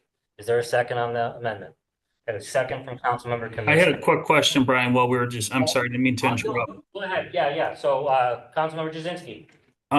Talking about the Genesee pump station, I've yet to receive an answer from the town engineer, Pat Bowen, about the GPM that goes through that pump station. Pat, do you have that information? For Genesee Street or for Plant 3? I'm sorry? For the Genesee Street pump station, are you talking about Plant 3? I'm talking about Genesee Street, like my email stated. Actually, I think your email asked for Plant 3 information. I'm reading it right now. I do not have the information for the Genesee Street pump station. I can get that for you tomorrow. Because that was all included as part of the downstream capacity analysis that was done. And that's what predicated the need for improvements at the Genesee Street pump station.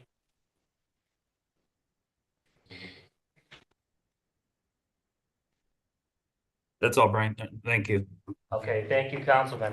All right, with that, I'd like to go, we did have a motion on the floor and with a proper second. Any discussion on the amendment? All in favor? Aye. Any opposed? Roll call vote. All right, request for a roll call vote. Councilmember Bukowski? No, Councilmember Jazinski, No. On the amendment, Councilmember Kaminsky, Yes. Councilmember Kowarski, Yes. Councilmember Thompson, No. Supervisor Noah, Yes. motion has failed. On the amendment, All right. Can I speak quick on it? Yeah, we're back to discussing the regular item. All right, so I just went back to my emails and Councilmember Jazinski did ask for Pump Station Clinton Harlem, which is Pump Station 3. He asked on the 9th and on the 14th. So the engineer was correct. I'm looking at that email. yeah, it was sent a couple weeks prior to that, Brian. But thanks for looking it up. So with that said, are there any proposals for amendments here? We have a resolution in front of us that is going to cost the town $3.6 million. I can't vote for it. Me neither. Should we go ahead and vote on the item? Yes. Any other discussion? I mean, why we can't just add the 1.4 to this resolution is We just voted down. Because, as a bonding. So you want to add the bonding with the 2.5 out of the reserve? Yes, I would be open to that, if anything. But, we have, throwing numbers around on the fly and expect us to say, oh yeah, that sounds good, we'll go with that. I mean, you have zero time to digest what we're shooting back and forth, and that's all of our faults, we're not doing our job properly to figure this out. respectfully. This is the sixth meeting. We're not talking to you, Rick. Yeah, but- respectfully, we had a 4-hour meeting that I chaired and Pilarski and Bukowski called. We've discussed this ad nauseum. We know there are 4 items here. I mean, I've done my job on this. So I appreciate what you're saying about the dysfunction of this board, and I agree that it's dysfunctional right now, but I've done my job here. I'm sharing the information I have. We all know that the undesignated fund balance for the sewer district is $4.4 million. I cannot spend 3.9% of that, leave it at 500 grand, leave it well under 10% of reserves when we have a town policy that says 15 million. If something takes a dump in terms of our infrastructure, main plant 5 gets funded through these reserve balances. We have 10 pump and lift stations. We have all sorts of other equipment. I think I'm okay with spending cash. I'm not spending $3.9 million cash. I can't go for that. I can go for. There's a motion on the floor for a roll call vote. We have It was just voted down. For the item. We voted no on the amendment, but I originally called on the floor a roll call vote for this as written. Is there any other discussion on this? We're going down a very bad road here because I understand there's opposition to bonding. I expect resolution number 6 to fail in light of this. We have a DEC consent order. I'm willing to take $1.5 million cash instead of $1 million. I'll fix my amendment to go 1.5 million cash. I've put up Republican proposals at the last meeting for a vote and they went down. This is getting wild. Supervisor, I think it would be fair to say that this is a bipartisan thing because I know Democrats that are against bonding too. So I don't think it's fair to say that it's a Republican thing. And I think bonding affects Republicans, Democrats, independents, conservatives, and people of all parties. So. I agree, and I just cited examples of where the all. And hold on, and let me finish, please. Go ahead. And I think it would be fair to say that we all have worked on this diligently. We've all worked hard. There's no question about it. I'm not discrediting you. I believe you worked very hard, but I think it's discrediting to say that myself and Councilmember Bukowski didn't work very hard. We worked very hard on this to try to come to some type of, So don't. something to bring to the table. So, just seems like we're in a stalemate. I mean, so I'd like the meeting to move on. I mean, there's a motion on the table to call a roll call vote. Let's do it. So, I'll recognize you next. So before that, I made mention of an all-Republican board in West Seneca just last year that borrowed 15 million for a DC consent order. A Republican supervisor and a Republican board in Lancaster that's talking about bonding and is sure on a path to approve it. We want to talk about bonding. The last 2 years on this board, we borrowed over $26 million, half of that being a bond for the streetlight project. All of those votes were unanimous up here. The position on bonding from one of us that were on the last two boards, all of a sudden changed on January 1st. So, Councilmember Bukowski, I'm sorry, you're recognized. All I can say is I'm just confused of what, with figures and numbers and There's a motion on the floor. Could we vote, please? Councilman Thompson, is there a dollar amount you would feel comfortable lowering that, or is that cut and dry at a 2.5 million out of the reserve? Because I'm not comfortable with 2.5. I would feel comfortable going lower. But is there any wiggle room in there for yours, or are you just ready to move forward with this too and just call it a night on this resolution? Me personally, I've said it before, this town has a spending problem. And it's been for many, many years, not just this board. I'm not singling any one person out. It's just, oh, it's not my money. It's, I don't care.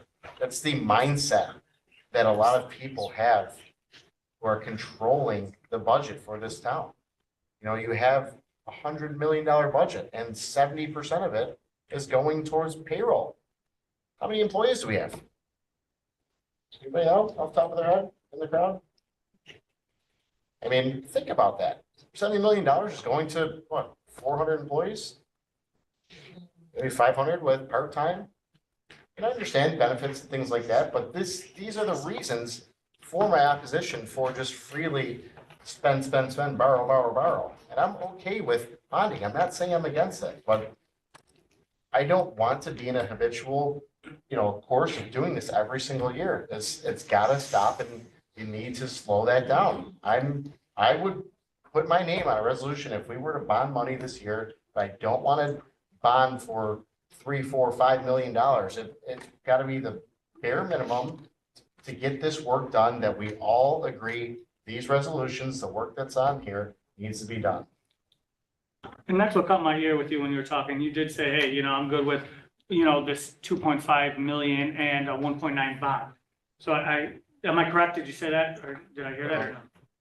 I think it was 1.4. 1.4, whatever. So I think it caught my ear that you were interested in the bonding piece of it, but I'm not interested in spending that much. So is there wiggle room to come to a compromise on that?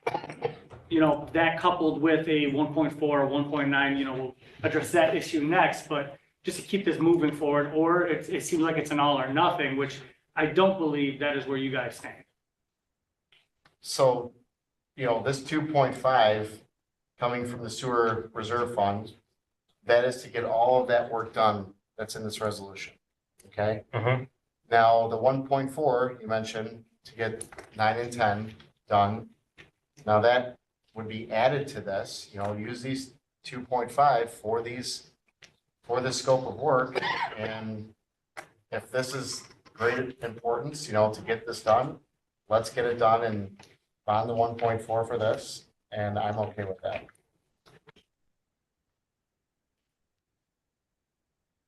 This resolution, as it stands without amendments, will cost the town $3.6 million.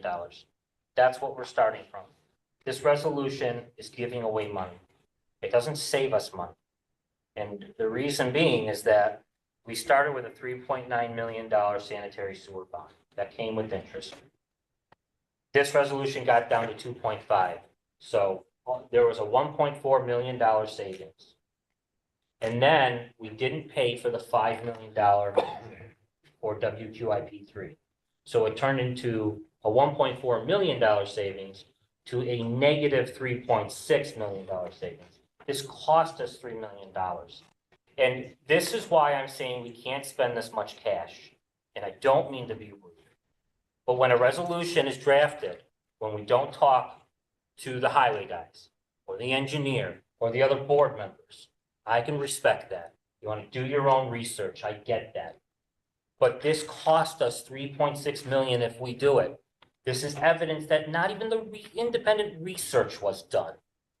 And when that's being factored in as a basis of a resolution here, I'm gonna go on my own judgment on the cash. I'm gonna rely on the 2012 policy that says we should stay at 15%. If we go at 2.5, we're down to 12.7 cash reserves, a month and a half in the bank.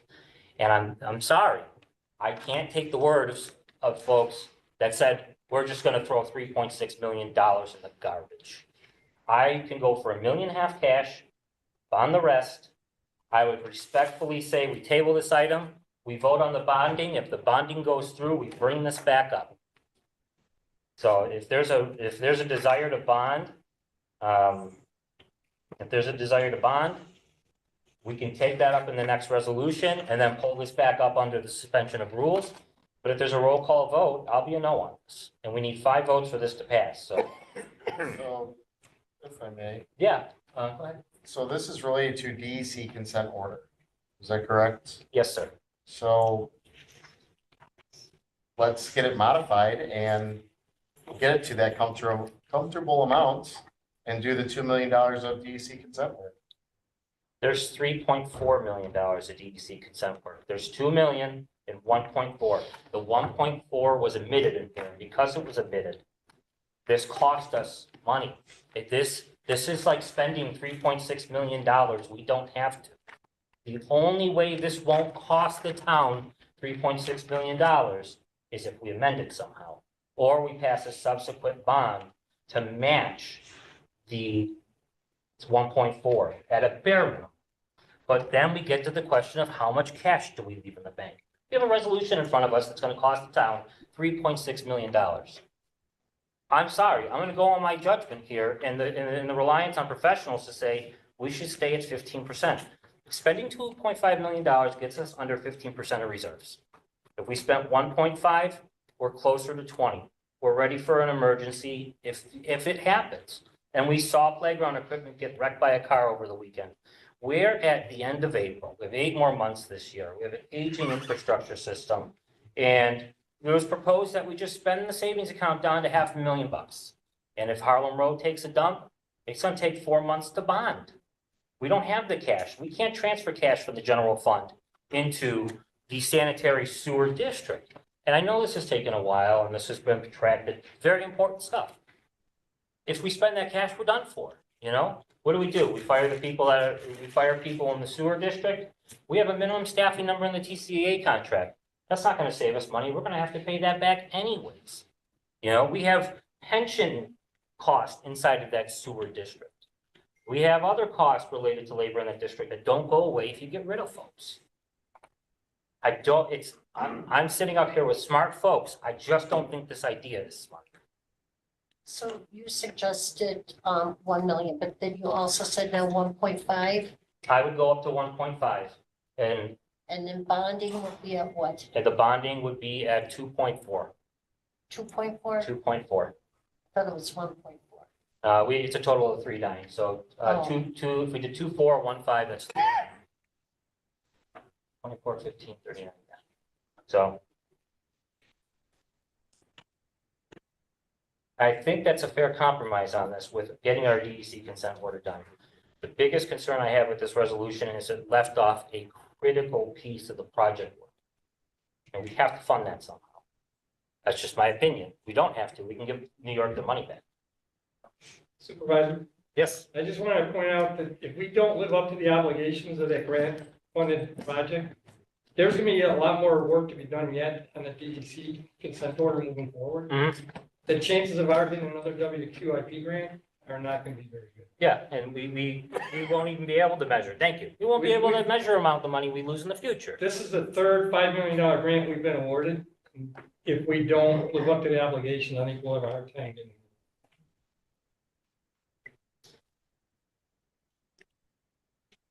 So, Brian, Supervisor, yes, sir. do you have any documentation that you could share with all those numbers? Because I'm just writing all the math down here. You know, it's not adding up. So I know there's a motion on the floor to vote on this. So if instead of wasting time, it doesn't seem like we're going to come to resolution that we could agree on. So maybe we should table it and maybe share some conversation. I'm glad you asked because we all got this 2 months ago. It has all the information you're asking for. I don't see it in my email. I mean, I didn't see you email it to me. It was physically handed to you 2 months ago. I got my bag right here. It was not handed to me. Okay, I well, got it. look, it was handed to every board member. Now, Yes, just now at the meeting. though. another spot you can find it. There's is a in- motion on the table. Can we vote on No, this I'm not now? finished yet. And another spot you can find this information is in the resolution this board voted down, that listed the projects, that listed the dollar amount. I understand. There's a motion on the floor. Could we vote, please? No, you want us to. There's a motion on the Realize floor. this isn't going so well There's for a you. motion on the You had floor. the information for 2 months now. And Did you keep call me saying you once, have the and information since the right last meeting, did you You have call been and given- discuss any of this with me? Yes, this. The You whole didn't- board has had the list for 2 months. There were resolutions that said what we were doing. To ask for the information to pretend you didn't get it, that's offensive. So, yeah. Well, I'm sorry if you're offended. I'm just calling you out for what you didn't do. If I had it, I'd be the first person to admit. I Well, mean, you use offensive words, Brian. I'm not trying to insult you, didn't but you seem like you want to insult me. I'm not trying to insult you. Yeah. I'm just asking you if you have documentation, you had ample time. Did you reach out to me once with any of the stuff you were talking about? Actually, the last phone call I put into you, you did not return. So I've tried. That's not true. I will That is absolutely gladly, I will foil it and share it with everybody in this room that that's false statement. All right, for the sake of. So there's a motion on the floor. Could we vote, please? We get back to first grade. Oh, Councilmember I Bukowski. was gonna say, This is could we voted. possibly table this? I'll make a motion to table the item. I'll second it. All right, second by Councilmember Bukowski. This is not going to get any easier, folks. Nope.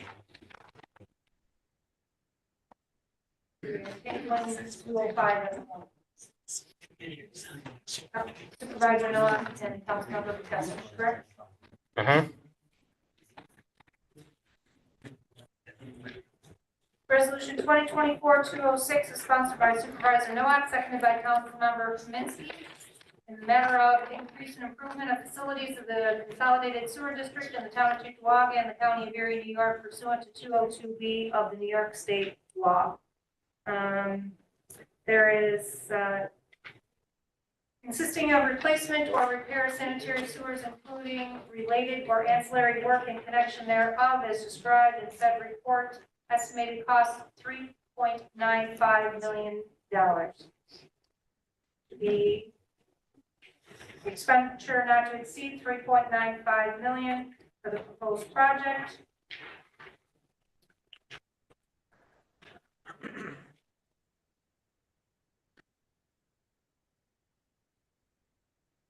Says in addition, $500,000 expenses that increase and improvement of facilities shall be financed from available sewer district fund balance, and the cost of said increase and improvement of facilities, including payment of principal of the interest on said bonds, shall be paid by the assessment levy collection of assessments upon several lots and parcels of land within the district, which the town board shall deem especially benefited from said facility.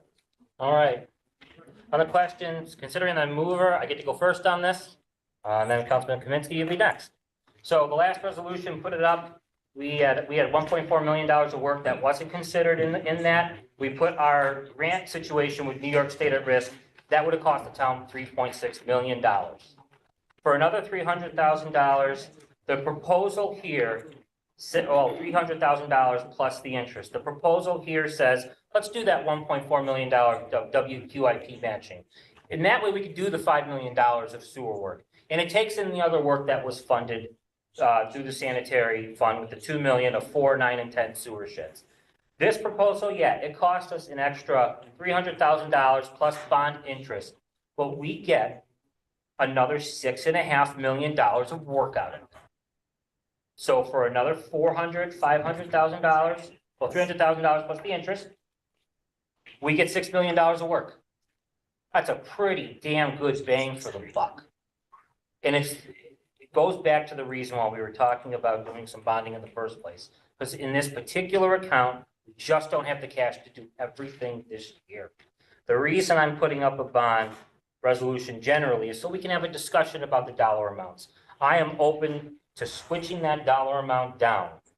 We talked about what, $1.5 million cash to 1.4 or $2.45 million. $2.45 million. And yes, we're gonna spend another $300,000 in the bond interest, but we get $6 million more work done compared to the previous proposal. So, Councilman Kaminsky, would you like to speak on it? Yeah, because I think where this really gets to be crazy, and, excuse me, for all the years I've been involved in this, in a construction business, in my own business, everything from moving houses to you name it, it just doesn't make any sense, especially when it comes to sewers. I certainly think on my house is a little bit newer, I don't have to worry about sewage coming into my basement. That would be a total, absolute impossibility because the way they design sewers now.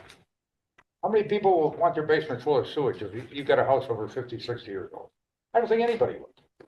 I certainly would not. And it's like I said, to make such a big deal, we have been fighting about this for so damn long, it's enough to make you sick. We got a highway superintendent, we've got an engineering department that I have never had a shortchange me or even tell me a white lie. But all of a sudden, nobody knows anything, and I don't mean this personally.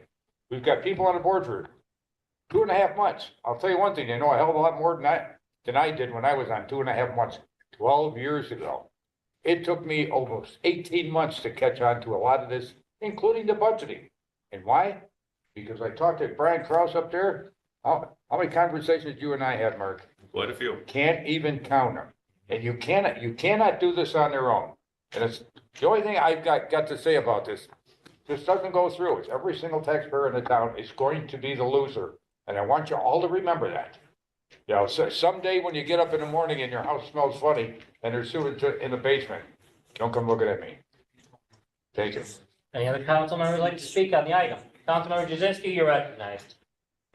Jerry, I agree, but, you won't have the problems with the sewers because you're on the county sewers, correct? Yep. So I just think that, we're in the same boat with this thing here. I mean, the fear tactics have to stop.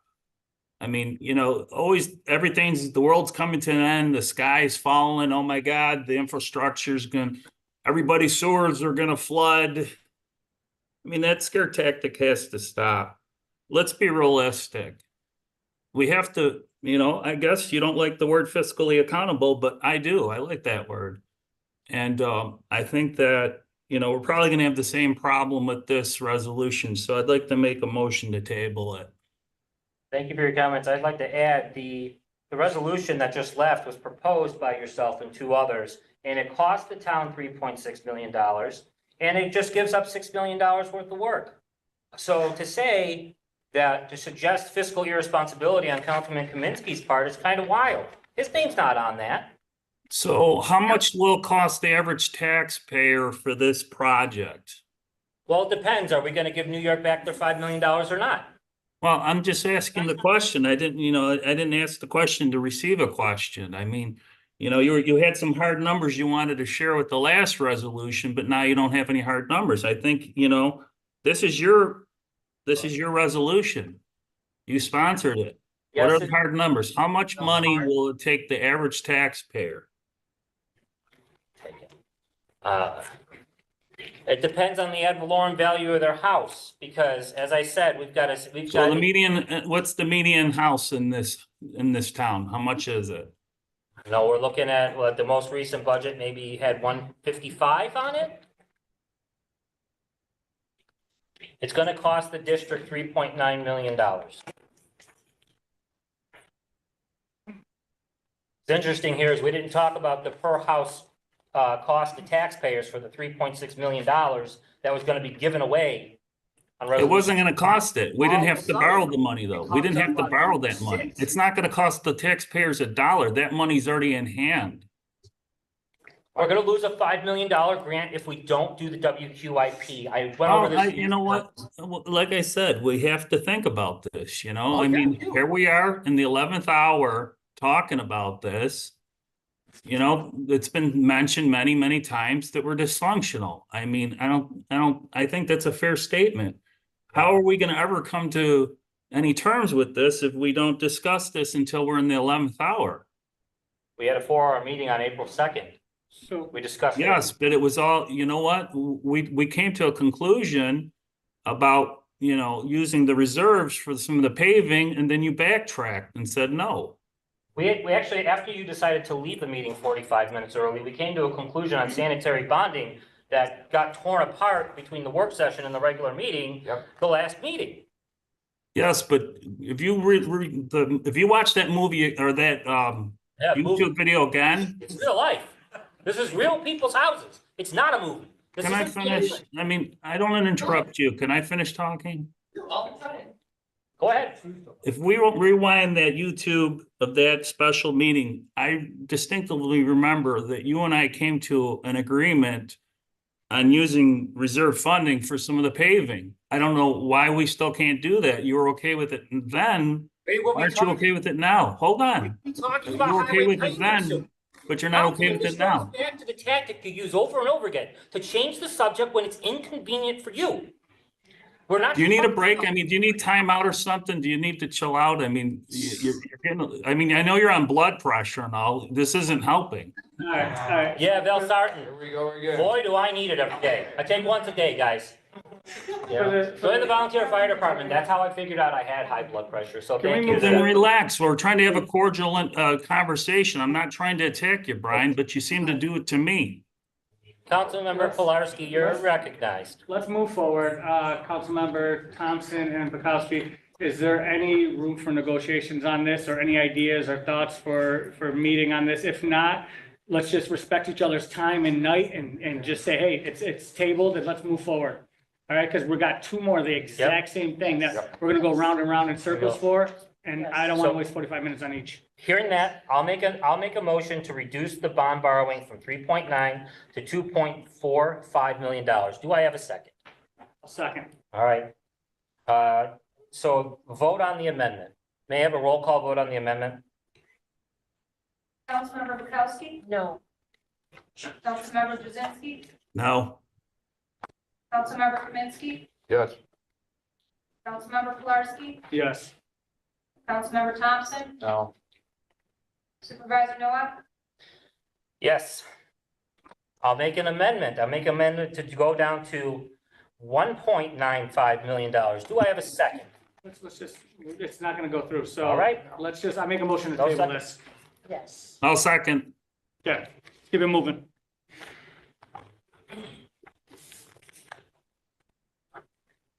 Resolution 206 is tabled. Resolution 2024-207, sponsored by Councilmember Thompson, Jazinski, and Bukowski. Whereas the Highway Superintendent and Engineering Department have determined that there is a need for resurfacing of various town roads through a milling and overlay process. It has been determined that these projects can be funded through the use of highway fund balance. Town Board of the Chickawaga hereby approves the use of highway fund balance in the amount of $500,000 to pay for the road resurfacing performed completely with town employees. These funds will be transferred from the highway fund to the capital projects fund earmarked especially for 2024 road repaving projects in the town in the amount of $500,000. On the question, with Councilmember Thompson being the mover, you have the floor first. I mean, it seems like we're going in circles here, but this is one I really hope we can get past because as the highway superintendent stressed, we need these materials to get work done. $500,000, I don't see a reason why this cannot be passed. You know, if we want to go back and forth on these big ticket items, I'm not encouraging it, but it seems to be where we are. But I would hope that this can get done so you can use those funds. Councilmember Jazinski, you're next. I'm sorry, did I cut you short? No. Okay, would you like to speak on the item? Yes, I agree with Councilmember Thompson. I recall that the highway superintendent said if we don't get these projects moving, that the highway department will not have any work. Well, this is an opportunity, you know. Bonding isn't an option in my book. So but I am for them doing work. This is an opportunity to give our highway guys work. Highway Superintendent Rick Rusniak distinctively said, if we do not pass this, they will not work. So if we do not pass this tonight, I'm going to be under the impression that these gentlemen, hold on. Go ahead. Go ahead. I'll be under the impression that we're not in favor of letting these people work, so. Councilmember Bukowski, you're next on the resolution. Would you like to speak on it? Just that I'm in agreement with this. There's the 500,000 in the funds. Let's use it and get the most critical roads addressed. Any other council members want to speak? Mr. Kaminsky, sorry. Well, I guess I've got to laugh at this one. Because I do believe this was changed. It says 100% town employees and town equipment. We got a milling machine. Does anybody know? To rent one. Okay, we could buy a milling machine. I'm gonna cut you off. We could buy a milling machine. There's two different kinds. The lower model's $250,000. Here, you guys feel free to take one. If we're gonna buy equipment, there's another model that would probably be more suited to our purposes. Take one, pass it down. That would run about $1 million. I had, we put a couple phone calls in today and, my staff had a chance to speak with one of these salesmen that sell these things, right? $1 million. So that would add $1 million to the cost if we bought the machine. If we want to get a machine otherwise, we need to work with outside contractors. So if we decide to put the order in today, Jerry, you're in the auto business. We're gonna get this in 6 months? 18 to 24 is my guess. Yeah, maybe 3 years, right? 18 to 24 months. Well, let's put the order in now then for it and, put a deposit on it. I'd be in favor of that. Excuse me, if we Yeah, do go this ahead. every single year, why do we Put it in the not? budget. Because we would probably only use it 10 days out of the year. Oh, okay, so it probably lasts how long then, you think? Well, according to 23 years? everybody, not long, 20 years, we gotta get rid of it. Oh, so if it'll last that long, why do we keep renting every year or paying money to outside contractors to? Mr. Rusniak? Just a simple one on I that guess milling so, machine, sure. guys. We spend 80,000 a year on a milling machine. That wouldn't even cover the payments for what you're gonna pay for this machine. You don't go out and buy a piece of equipment because, hey, we wanna do all the work. There's certain times you rent something for a reason. It's to keep the cost down.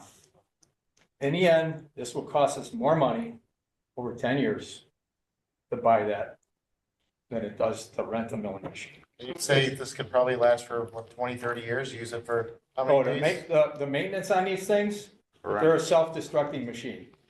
It is ridiculous, the money we gotta put in the machine to keep it up. Would it be fair to say that every town resident can afford a brand new car? Yeah, if they take a loan out. No, I don't think so. I think that's not a fair statement, but we got a snow blower from 1984. Yeah, it's got 3,000 hours on it. 3,000 hours on it. I'm sure we could find something around the country. Okay, it's when we drive. We will save curb damage. We will save an extra loader.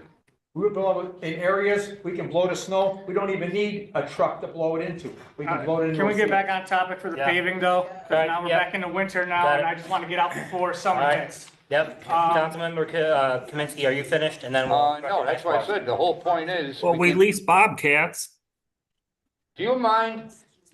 Well, you're not the only one who gets to talk, Jerry. I talk, you interrupt me every time. Put in on everybody. You cut in on me every time. I think we should lease it. Let's lease it then. If we don't have the funds to do it, let's lease it for a season. That type of equipment. So it costs $80,000 to rent the milling machine for the That's season? For them your operating it. Plus or minus, depending on the average year, is between 40 and 80 grand. Some Okay, years so- use the machine 6 days a year. Other Well, years, how much do we pay CMH to do the same work? you pay CMH to do that work. We hire Swank, Villager, or Donegal Construction over the How last. much does that cost? Mr. We just told Jazinski, you. can I please have a moment here? Sure. So $80,000 we're paying to a contractor to operate the machine and the use of their machine, is that correct? Correct, Okay, yes. so that would leave us with $420,000 left out of this dollar amount of $500,000 that's being proposed right here, right? Correct. Can you get work done with $420,000? We can pave some streets, Some correct, streets. yes. Mr. Kraus, how much do we have in the reserve for highway? Ballpark. $6 million. 6 million, all right, so I don't feel like, I was actually gonna say, hey, let's increase that to $1 million, just so we can get more streets done, but I don't feel comfortable doing that, so that would be irresponsible. They're not gonna bond, nobody's Yeah. gonna bond. Got it. Those resolutions are gonna be tabled, take them off the table, let's move forward. Right. Can we do some work with this? Can we go with $420,000 worth of work with that machine? We're not gonna see the biggest bang for our buck, but we're gonna see some streets done, and we're gonna have workers working instead of planting flowers. You'll need to amend that resolution, Correct. forgive me for butting, because we need to use at least 2 outside contractors. Right. So We need do two not own a machines. milling machine, we do not own a tack coat tanker, So- okay? Good to know, thank you, because that now Right. also changes. That was There my you go. point, Brian. You Right. cannot Leaving do nothing left to Take pave one, anything, pass it right? down. Correct. All right, Tacco truck can cost $500,000 to $750,000. I won't belabor the point. all right, we're not gonna buy any trucks though, all right? So there's no meat left on the bone then to do really any work of consistency here after we rent or lease this labor and the machines with this dollar amount. No, we can still, exactly, because again, that $50,000 to $80,000 number is assuming a full season of paving, Correct. okay, with 4 or 5 phases. If we scale down to do $500,000 worth of paving, we're probably gonna spend $10,000 in milling, okay? And another $10,000 in tack coat, okay, which means that would leave $480 to put something on the ground, okay? So how much would it cost to rent the machine from the company that's offering to do the work? Because I remember you saying that, you know, these companies would loan us tools or vice versa or something like that. In the construction world, because of the uniqueness of that machine and because of the dollar value on that machine, there is no one that I'm aware of that will rent us that machine without an operator for the machine. Hence us doing what we do and rent the operator and the machine. Donegal Construction is a company we've been using for the last couple of years off of the Erie County bid. Other municipalities use them as well. We are not the only one. And I will also caution this, when we first started this paving process many years ago, we outsourced a good chunk of that, okay? So they would be a member of the operators union then, right? We do everything else. We haul, we do traffic control, we do the final cleaning, we do all the sweeping and everything else. It's literally the machine and 2 men, a guy running it, a guy running the bottom of it, okay? And again, we reclaim the materials, so the credit we get from the materials we reclaim pretty much offsets the cost of renting that machine, okay? So that's a win-win by us reclaiming the materials.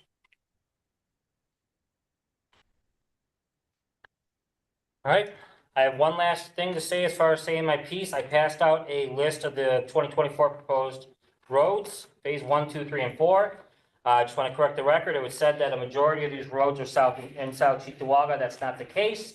41 of 56 are north of Broadway, and 70%, more than 70% of the cubic yardage and road surface is north of Broadway. We're not just repaving South Cheektowaga. And I've passed out a list, a color-coded map of that. I recognize where we're going with this. There is no road list attached to this right now. We get a road list from the highway superintendent, in the highway department every year on that. I'm not gonna do American Idol on road paving, so let's have a roll call vote on this. The resolution as is right now? Yeah, I'd much rather table it, but So would I, because I can't see We're how voting we on can the pass this. resolution the way it as is. is. I, Councilmember Kirkowski, Yes. Councilmember Jazinski, No, Councilmember Kaminsky, No, Councilmember Pulaski, No, Councilmember Thompson, Yes. Supervisor Noah, yes, 3-3. oh, it's amazing. actually Amazing. 2-4. I don't think Mr. Jazinski realized he voted down his own resolution here. I would like another roll call vote. so we're voting on 207, or we're voting on 207, right? You know, I'll make a motion to table. Is there a second? It's tabled. Voting against your own damn thing. Is there a motion, is there a second on that table? There is. Yep. Noah Kaminsky. Table if you already voted on it. Correct. I think it's in the books. Defeated. That It's defeated. 3-3. Leave it in the record. 2-4. Was there a second on the table? There was, Yes. but it was after a 3-3 vote where it was defeated. Correct. So Supervisor So- Nowak and Beard. So the resolution is Madam Clerk, the resolution is 3-3 should stand. That defeated the item and moved us on to item to 2024-208. There was a vote, 3-3. Resolution 2024-208, sponsored by Supervisor Nowak, seconded by Councilmember Kaminsky. Bond resolution of the Town of Maplewood, New York, adopted April 23rd, 2024, authorizing the issuance of bonds in the principal amount not to exceed $5 million to finance the construction of drainage improvements on the town highways, stating the estimated maximum cost thereof, $5 million, and appropriating said amount for such purpose. I'll make a motion to table. No second. All right, resolution is tabled.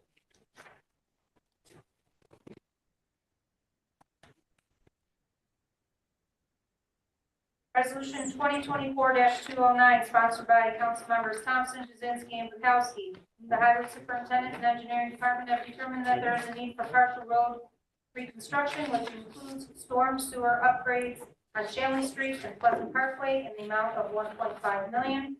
There's also a need to purchase materials to support the daily operations of the Highway Department, including catch basins, pipe castings in the amount of $500,000.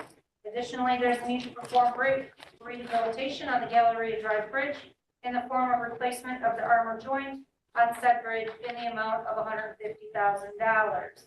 These funds will be transferred from the Highway Fund to the Capital Projects Fund, earmarked specifically for the above listed projects in the total amount of $2.15 million. On the question, Councilmember Thompson, you are the mover. You have the opportunity to speak first.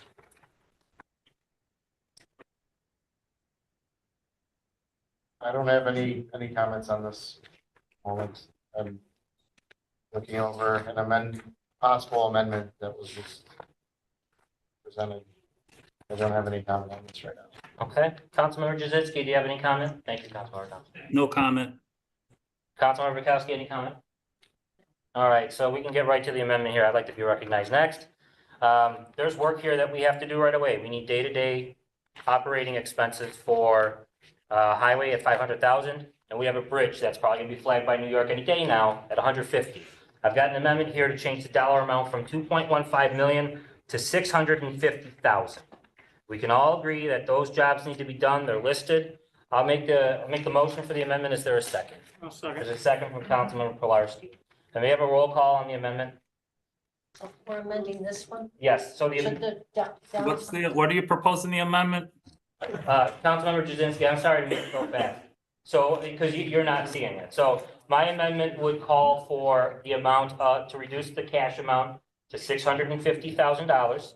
And that would give us the cash for 500,000 in day-to-day materials for highway and 150,000 for the armor joint, situation with, the Galleria Drive Bridge. I believe we need to get that work, in, Shanley and Pleasant Parkway done. But I can't drain the highway reserves down that far. That's my personal opinion in cash. I'd like to do that with bonding. I'd even be willing to put some more cash to it. And let's say we did it at an amount of 1.15 million out of the highway fund, but we have more winter coming. We have other issues. So my amendment calls for 650. And I'll read it as I wrote it. The amount of 650,000 for daily operation cost and armor joint replacement on Galleria Drive for subsequent bonding to cover the cost of Shanley Street and Pleasant Parkway partial road reconstruction, as well as trunk sewer replacement.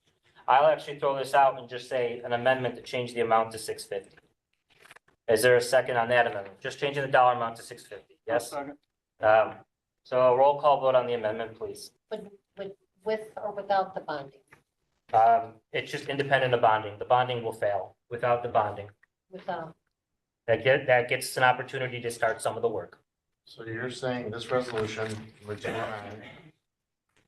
The dollar amount would go to 650 is what I'm saying. To get this crucial stuff started underway. Yeah, they at least have materials for the highway department and 150 for the bridge. It's a start. What about the 1.5 that's up top here? Well, that goes back to the highway fund that we're talking about using $2.1 million of cash there. And then we had a proposal for another 500,000, it was $2.6 million. The undesignated balance there was around 6.9 at the first of the year. We had a snowstorm in early January that took out 1.2, that got you from 6.9 to 5.7. We bought a truck at Kenworth out of reserves. Yep. That got us from 5.7 to 5.3, 5.4. And then we're gonna take out another 2.6 of that and be down to 2.6 million in reserves. We get right around that 15% number. We don't know if we'll need more salt at the end of the year. We don't know if we're gonna have November, December snowstorms. It gets back to the same issue. And respectfully, I did tell folks well before these votes here that I can't go for cash. You know, Councilmember Thompson, you and I had a conversation about it. I expressed my concerns with that. We put up items here that require some compromise here and consensus building, and I've made movements. I've put up ideas from the other side for votes and they went down. And I don't know what else to do. So I'm proposing 650 just to get this started. And there's a second, so I'd like a roll call vote on my amendment, please. I got something to say before we do that, sir. Okay, I like the idea that you wanted to compromise for 650, so I'd like to counter your offer for $1 million and using cash. well, we're gonna be talking about the road paving again. So we're We're gonna. talking about resolution 209. Right, but you have 500,000 from the Let's- reserve fund for paving. There's not, look, it's not an unlimited pinky. We're on 209. Let's stay on 209. Yes, let's get a vote on my amendment then. Let's meet somewhere in the middle. I mean, the original resolution was for 2150. I think $1 million would be, a good compromise. So So you get another 350 towards what? Towards partial sewer lining? hey, at least we're starting the work, just like you said, we'll start the work on the bridge and Shanley and all that. At least we can start these projects and then at least we got our foot down and saying we're starting these projects and then we could maybe have some cordial conversation moving forward after this meeting and trying to figure this out. I just want to make sure I understand this right. This makes no sense. Supervisor Nowak is proposing to spend less, which you've been asking for all night. Now he wants to spend less and now you want to fight to spend more. I'm totally lost on this. No, I'd rather go for the original dollar amount. It's Supervisor Nowak that wants to spend less, but okay, let's do it. I think even Dan Collender would agree to spend less right now and take this, I'm just. Okay, let's do it. But Right. we're spending less. Got it. I'd say, I think let's the not call these question guys is- out. Resolution 209 states to spend $2.15 million. Yes. You have 1.5 of that upgrading Shanley Street and Pleasant Parkway for $1.5 million. Additionally, 500,000 for materials for the highway. Another 150 for Galleria Drive. So if you bring that down to 600, what's getting cut out of this? Shanley Street, and which I don't want to cut out. And my initial amendment said we shouldn't, Shanley and Pleasant Parkway. So Yeah, should we have an open meeting about Shanley Street then with the public and see what they feel about not getting their street done? 5 of them. Yes, we should have an open meeting. I agree. Listen. It'll be the 7th after this one. I agree. Right. For right now, if you want to do that, cut that out. Let's get something passed and get this done. All right, let's vote on it. You got a first and a second. For the 600. 650,000. Yep, And you're cutting out the Shanley Street and Pleasant Parkway. because we have to save some cash in the highway accounts. Yes. Between the sewer and the highway funds, we plan on spending a majority of the cash at one meeting that we have in those two accounts. 5.4, and then you have 4.6, about $10 million. There was a proposal to spend $5 million in cash. Basically wreck the sanitary sewer reserves and get us down into, which I'll be quite honest. I think if we did all the highway work on cash that was proposed here, we wouldn't be in terrible shape in the highway budget, but I'd be scared. We get 75 cents on the dollar in the highway fund from sales tax revenue. There's no guarantee the sales tax revenue is gonna go up for 1. And for 2, to get that budget right again, there's gonna have to be a tax increase somewhere.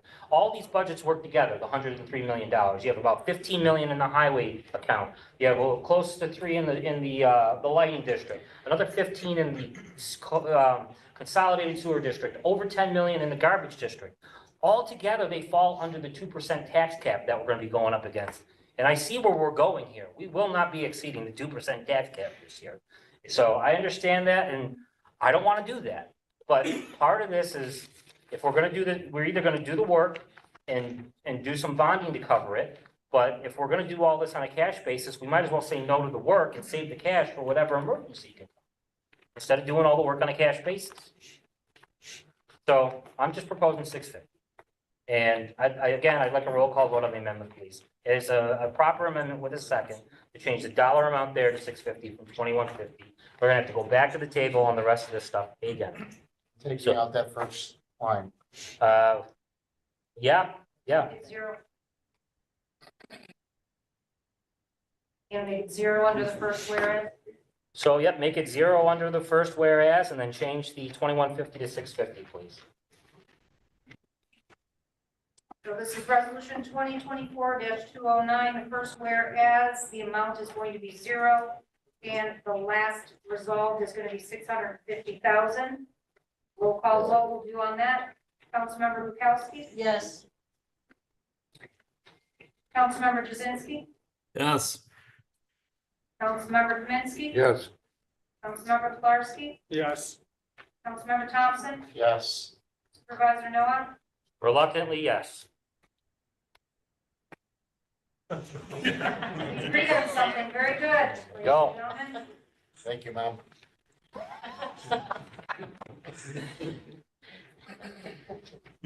Resolution is passed. Resolution 2024-221, sponsored by Councilmember Kaminsky, seconded by Supervisor Noah.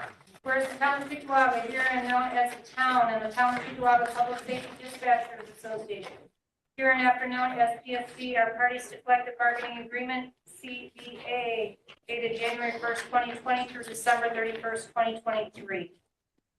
Section 23.08 of the CBA requires public safety dispatchers hired after January 1st, 1996 to reside within the town of Chickawaga. The town has been unable to attract qualified candidates and retain current active public safety dispatchers due to the residency restrictions. The town and the PSC wish to modify the residency requirement to make the town of Chickawaga more competitive in recruiting and retaining public safety dispatchers to the town of Chickawaga. The town supervisor being and hereby is authorized and directed to execute the respective collective bargaining agreement between the town of Chickawaga and the Public Safety Dispatchers Association.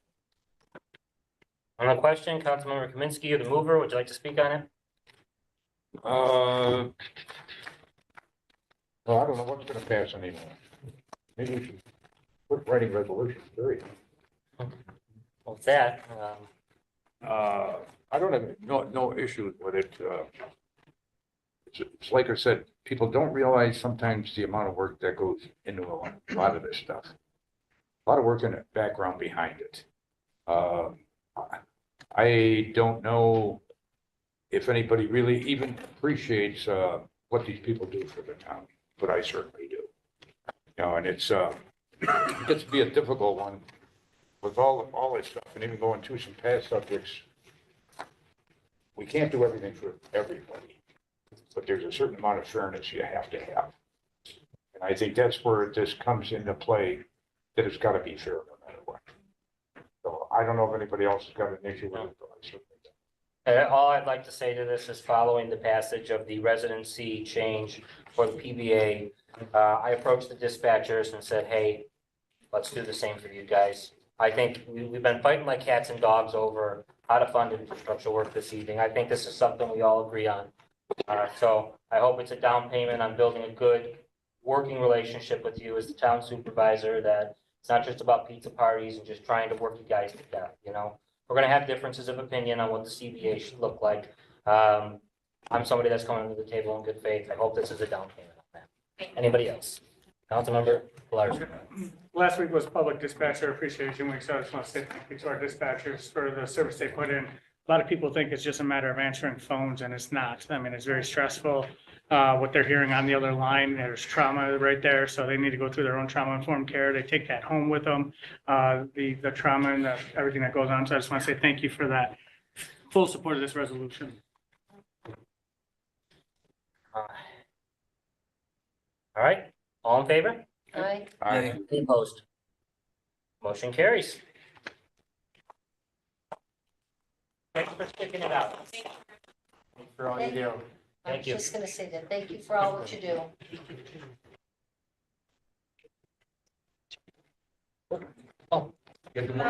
Board members, I apologize, I have to go back, we skipped over, sheets were together. We have to do resolution 215, so Okay. 2024-215 was one that was pulled by, Councilmember Thompson. That is sponsored by Councilmember Bukowski and seconded by Councilmember Thompson. That is, Fuller Engineering on behalf of America's Tire has filed project submittals for review under address 4814 Transit Road, Chickawaga, New York. That's SBL 12605-2-23.1. This is the development review and site plan to be approved.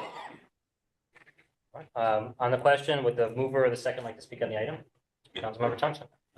Just would like to propose an amendment to that. Just like it to state, whereas no exterior storage of any tires or car parts are permitted to be stored on the exterior property. Which whereas would that be? Yes. Or just an addition? In addition, Oh, just an addition? Okay, I can second that. All right. So we have a proper amendment with a second. All in favor? Aye. Opposed? All right. So, And a vote on the resolution as amended. No. Councilmember Bukowski, Yes. Councilmember Jazinski, Yes. Councilmember Kaminsky, Yes. Councilmember Kolarski, Yes. Councilmember Thompson, yes. Supervisor Noah. yes. The resolution is passed as amended. Yeah. Resolution 215. It's called a winning streak. We all keep voting together. Get over it. Resolution 2024-227 is sponsored by Councilmember Kaminsky, seconded by Supervisor Noah, whereas the term of Board of Assessment Review member Kathleen Stylen expired on September 30th, 2023. Kathleen applied for reappointment of said board. Kathleen Stylen of Chickawaga, New York, and hereby is reappointed to the position of Board of Assessment Review member, effective immediately and expiring May 1st, 2029. On the question? So then hold that. Yes. I would just like to table if possible. I didn't get a chance to speak with our assessor, Michael Milks, to see where his needs are. And if, I've heard there are not a lot of applicants for that position, but it's something I would like to speak with him personally on this matter at Yep. least. Actually, I think she was the only one. Also, I'd like to speak to him and see how long was it advertised? Where was it advertised? We Things like that. We received an email on this instructing us that our Board of Assessment Review currently has 2 board members. And we have until May 1st to appoint a 3rd board member. It's midnight. Once again, we're talking about this stuff at the last second. We've had weeks to reach out, to get information. And if this does get tabled or voted down tonight, which it's a democracy, and I love that, I really do. Even if I get a little flustered, I sincerely love that. We're gonna have a board assessment review of 2, and Erie County will have to take over for the town of Chickawaga in our work this year. Instead of the town doing it, it'll be done by a county board and agency. So I just sharing that information now before the vote. Is there a cost associated with that? A cost associated with that, that's something that I would have to check in with the assessor, but if we don't have a full board of assessment review, we'd have to figure out the exact dollar amount. They're gonna be doing that work. And we would have savings by not paying this person on our side, but there's gonna be a cost associated on their side. So I'm just saying, I'm not telling people what to do. I'm just saying that that's where we're at right now with this particular appointee. If they're not there, we'll have a board of 2. Councilmember Pilarski. Would we be, let's say for the sake of argument, that it goes that route to the county and costs, pay that, whatever, would we still be obligated to pay the other 2 board members then to sit on that board if it's kind of defunct or non-existent?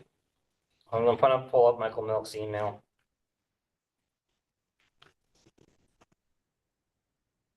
So this came out, where are we?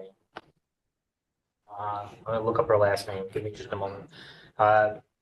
if they don't do work, I would assume we're not They- paying they them. don't get paid, Yeah, correct. right. So we saved that little bit. I just wanted Just to to make try sure to that it give was you an fully answer. clear on, Yeah. it wasn't.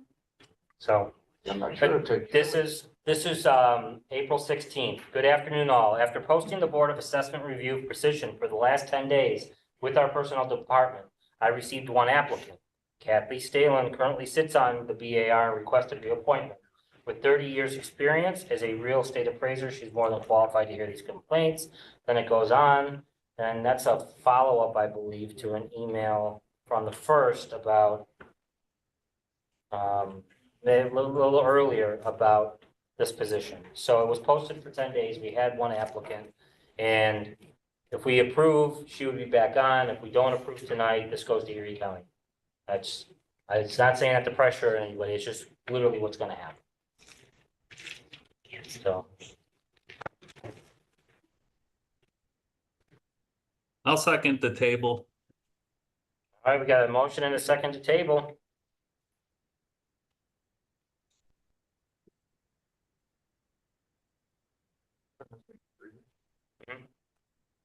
3 weeks worth of work.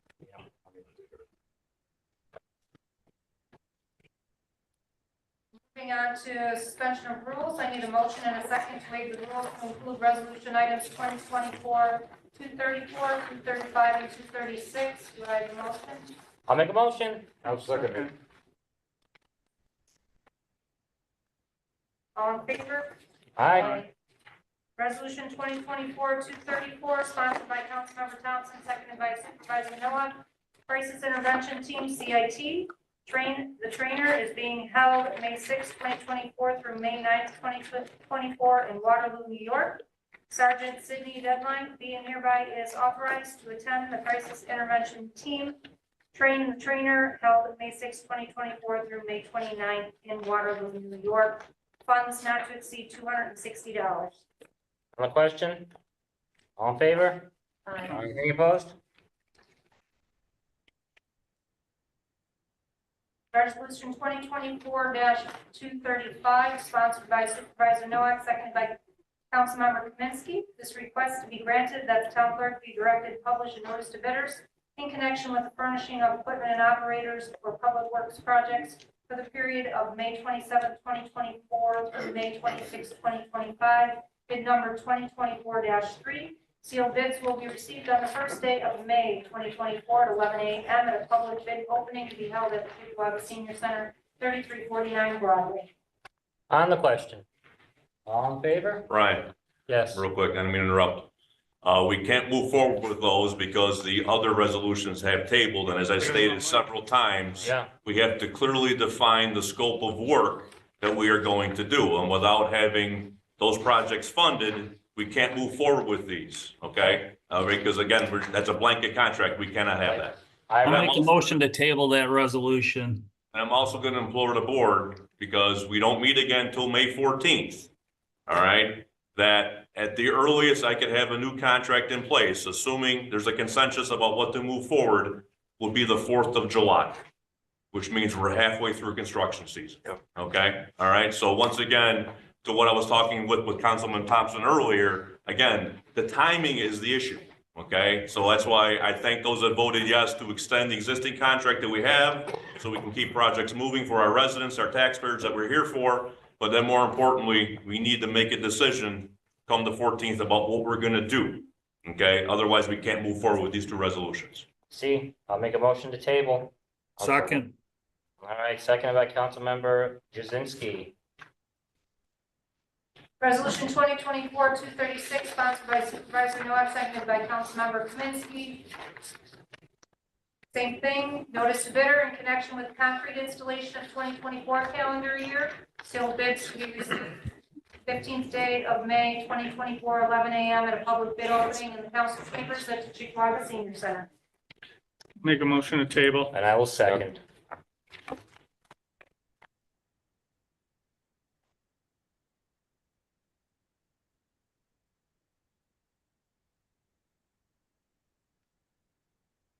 The end of the resolution items for tonight.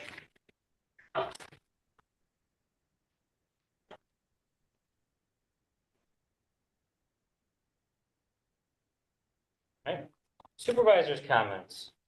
What else can I say that I haven't said already? The board was asked to consider a solution to an alternative to bonding after several meetings, and no. And the proposed solution excluded a $1.4 million match to a $5 million grant for New York. And it would have cost the town $3.6 million to do that. It wasn't gonna save us the 1.4 as initially proposed. And we would given up $6.5 million in sewer lining work. It's not, you can't say that's fiscally responsible. That's reckless.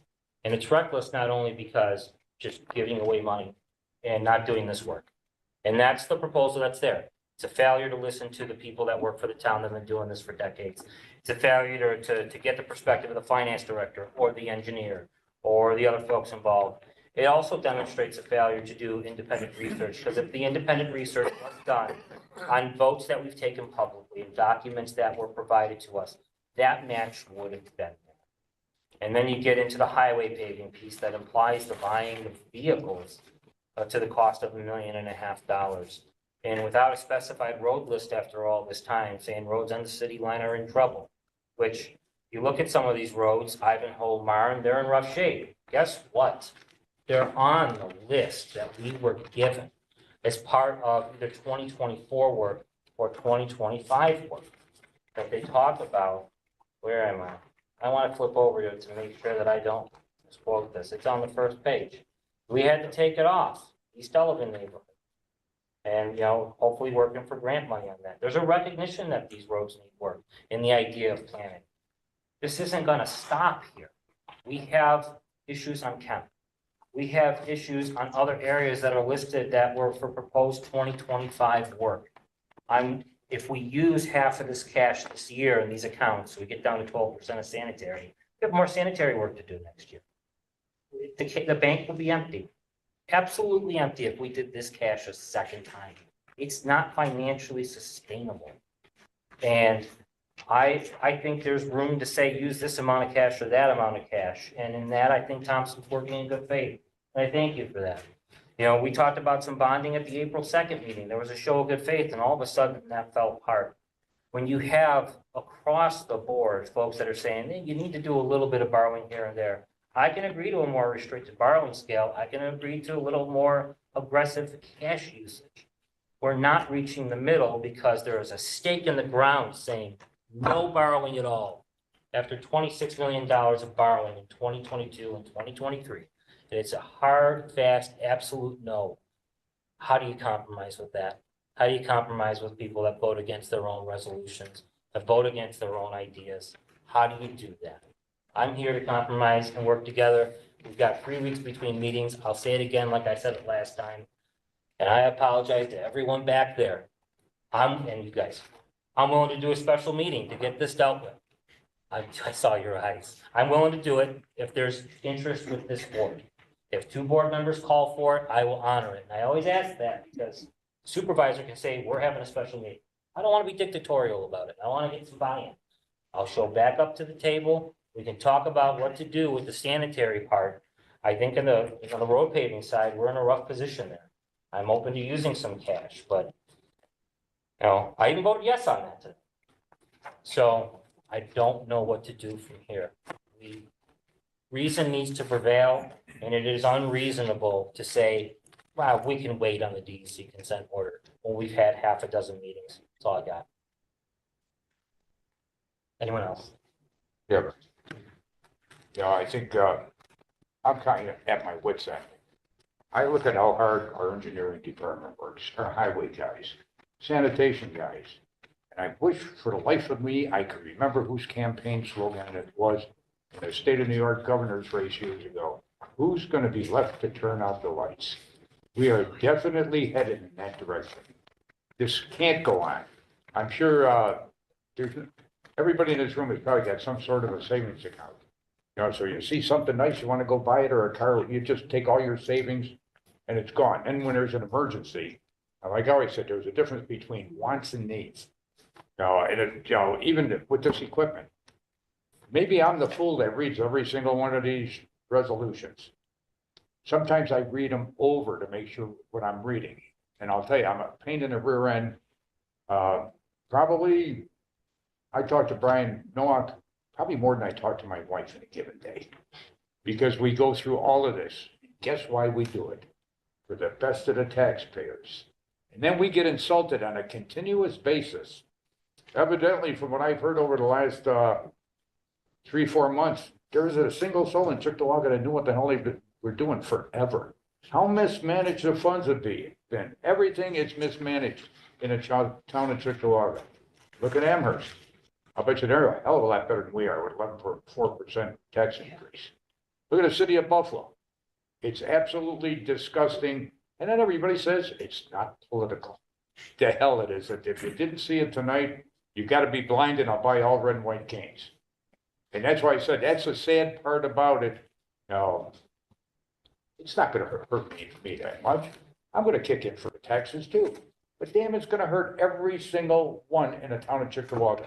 Young and old, it does not make any difference because we're doing this all on emotions rather than education and knowledge.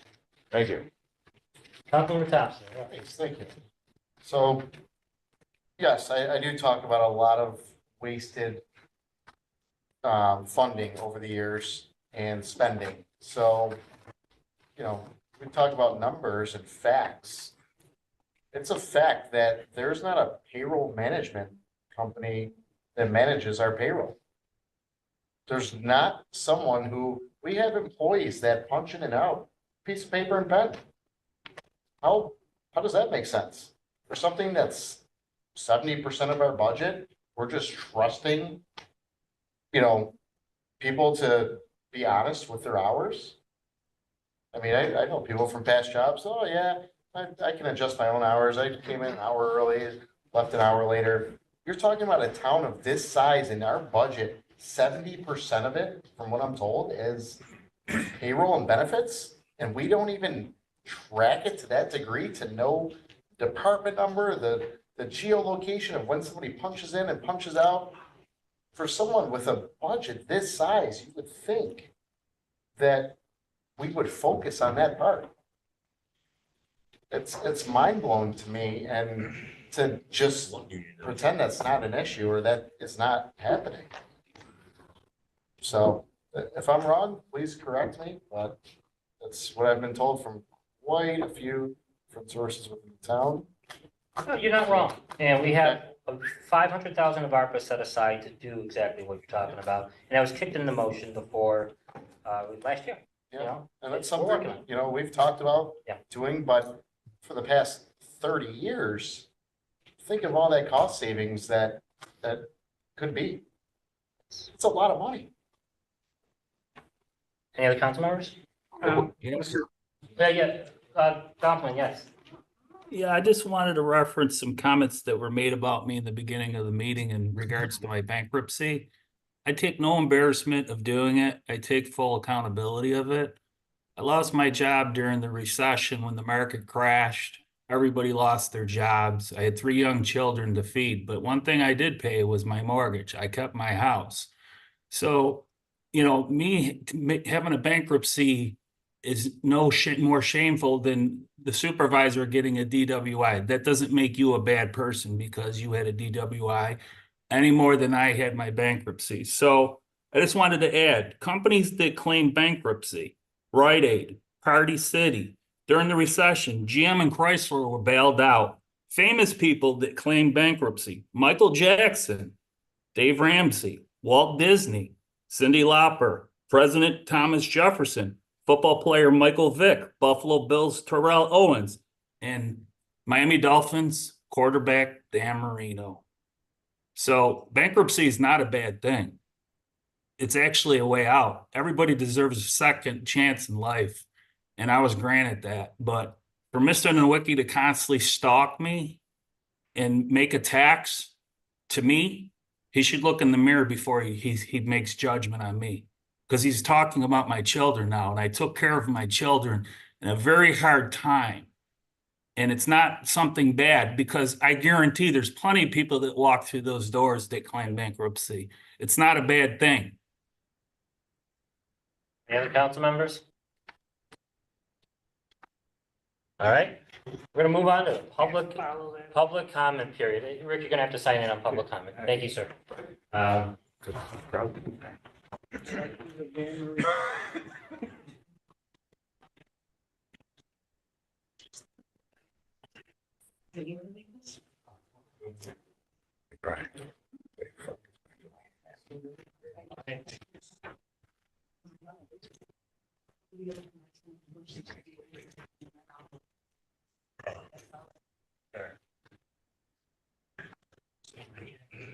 All right.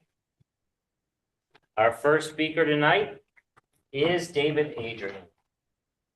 Thank you very much. Now for something totally different. Thank Got a you. nice I'm introduction gonna to us. thank you ahead of tonight. time. I'm Dave Adrian. I'm from Blaisdell, New York. I am Vice President of Cautile, which is Citizens Against Wind Turbines in Lake Erie. I'm an aquatic biologist, a fisheries biologist, Very much. and also a charter captain. We have sent a proposal for a resolution.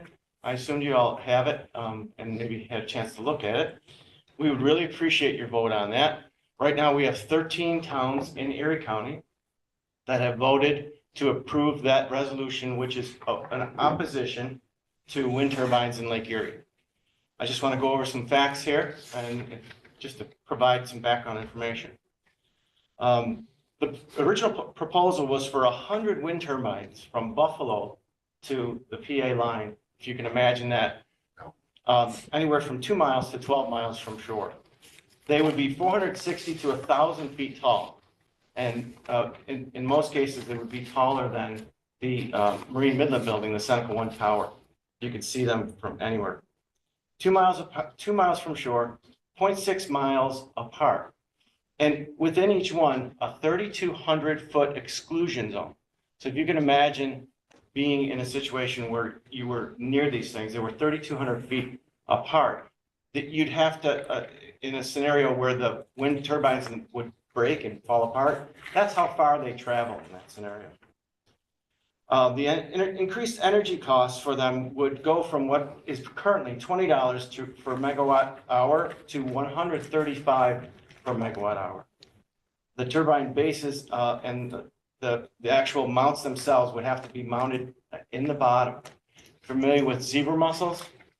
They actually filtered a lot of the water in Lake Erie, and it's a lot clearer as a result. But in that process, they removed a lot of the heavy metals and put them down at the bottom.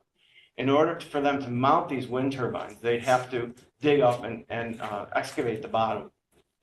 That would suspend these heavy metals, which has been proven that they're actually, higher concentration than they used to be.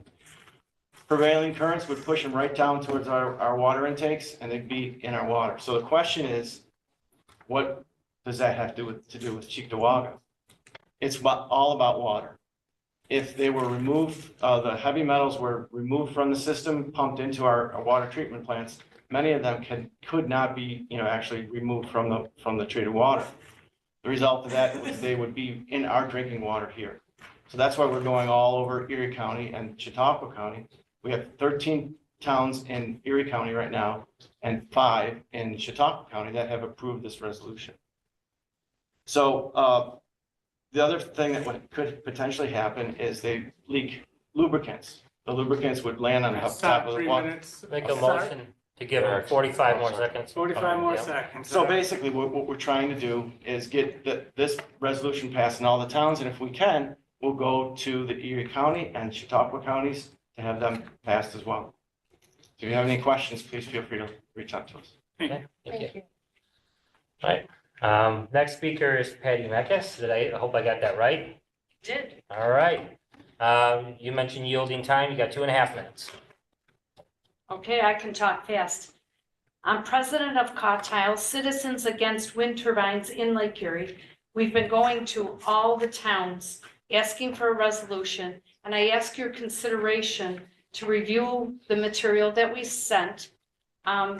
It's not only our water, it will affect people's water. As soon as you turn on a tap, it will affect us. Some people have well water, some people have regular water. It's our hospitals, it's our schools, it's our restaurants, it's Pepsi. It will affect people in this town use Lake Erie. They're boaters, they're fishermen. They go down to the lake to watch the sunsets. Those are subsequent things that the wind turbines will affect. It's our drinking water. Drinking water is essential to everyone. So I ask your careful consideration and review, and thank you so much for the time. Thank you. Thank you. Next up, Dan Collender.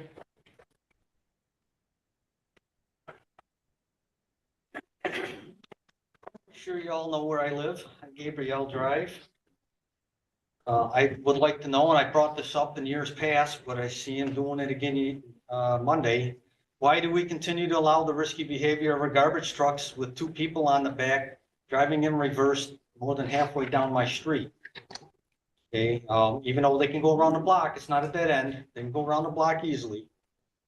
Okay. Take them about 2 minutes to do that, but they want to get done and get their 6 hours, get paid for 8 hours.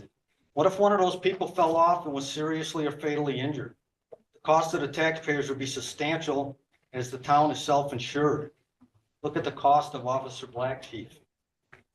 Can we as a town continue to afford paying out claims in those amounts due to risky behavior like this?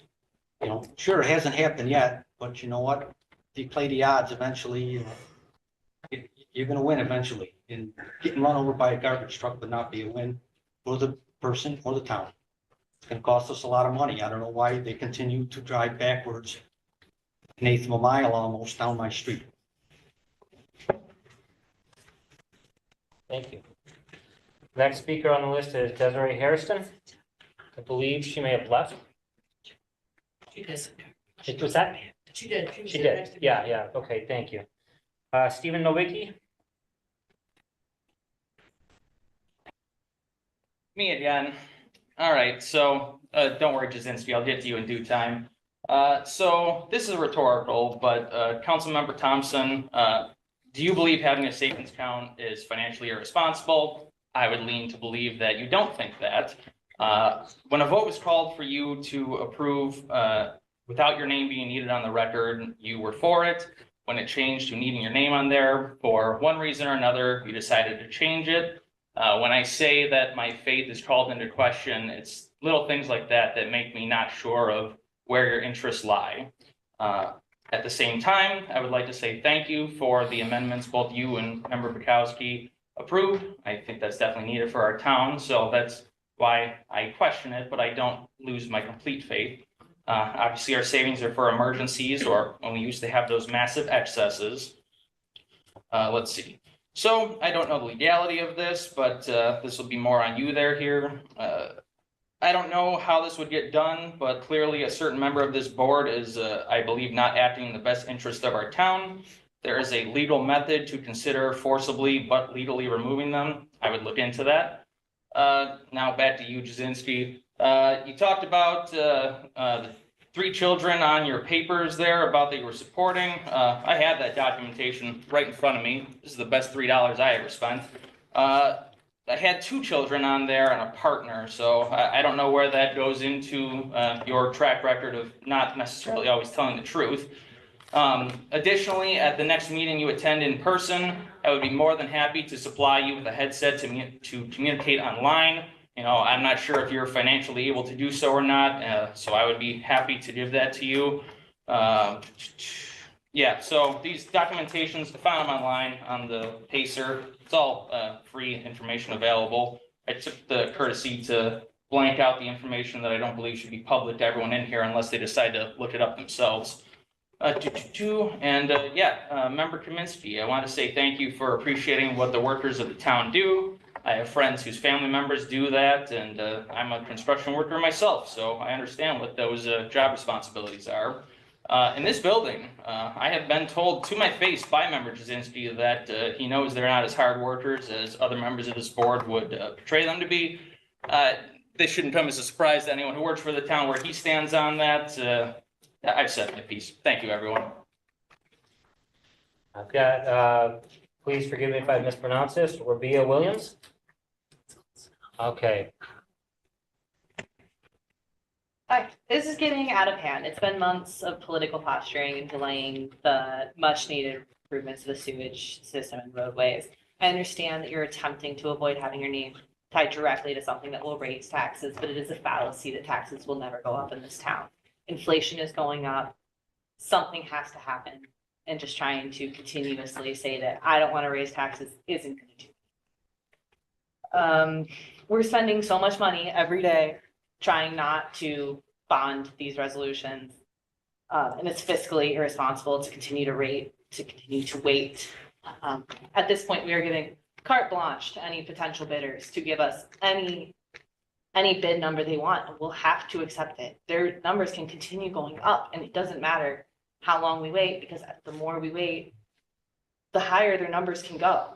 We're just allowing these numbers to go up and up and up, and expecting to completely pay for these out of pocket is irresponsible. I mean, Mark said we had 2 emergencies this week that required immediate fixes.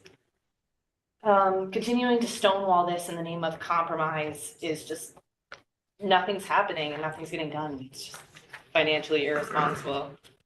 I would implore all of you that before continuing to throw stones at other council members for not working hard enough, that you show up and reference your actual emails and not lose your paperwork in the future, because I mean, you're making a mockery of this town board and this town in the name of compromise. Yep. Sandy Pris Black.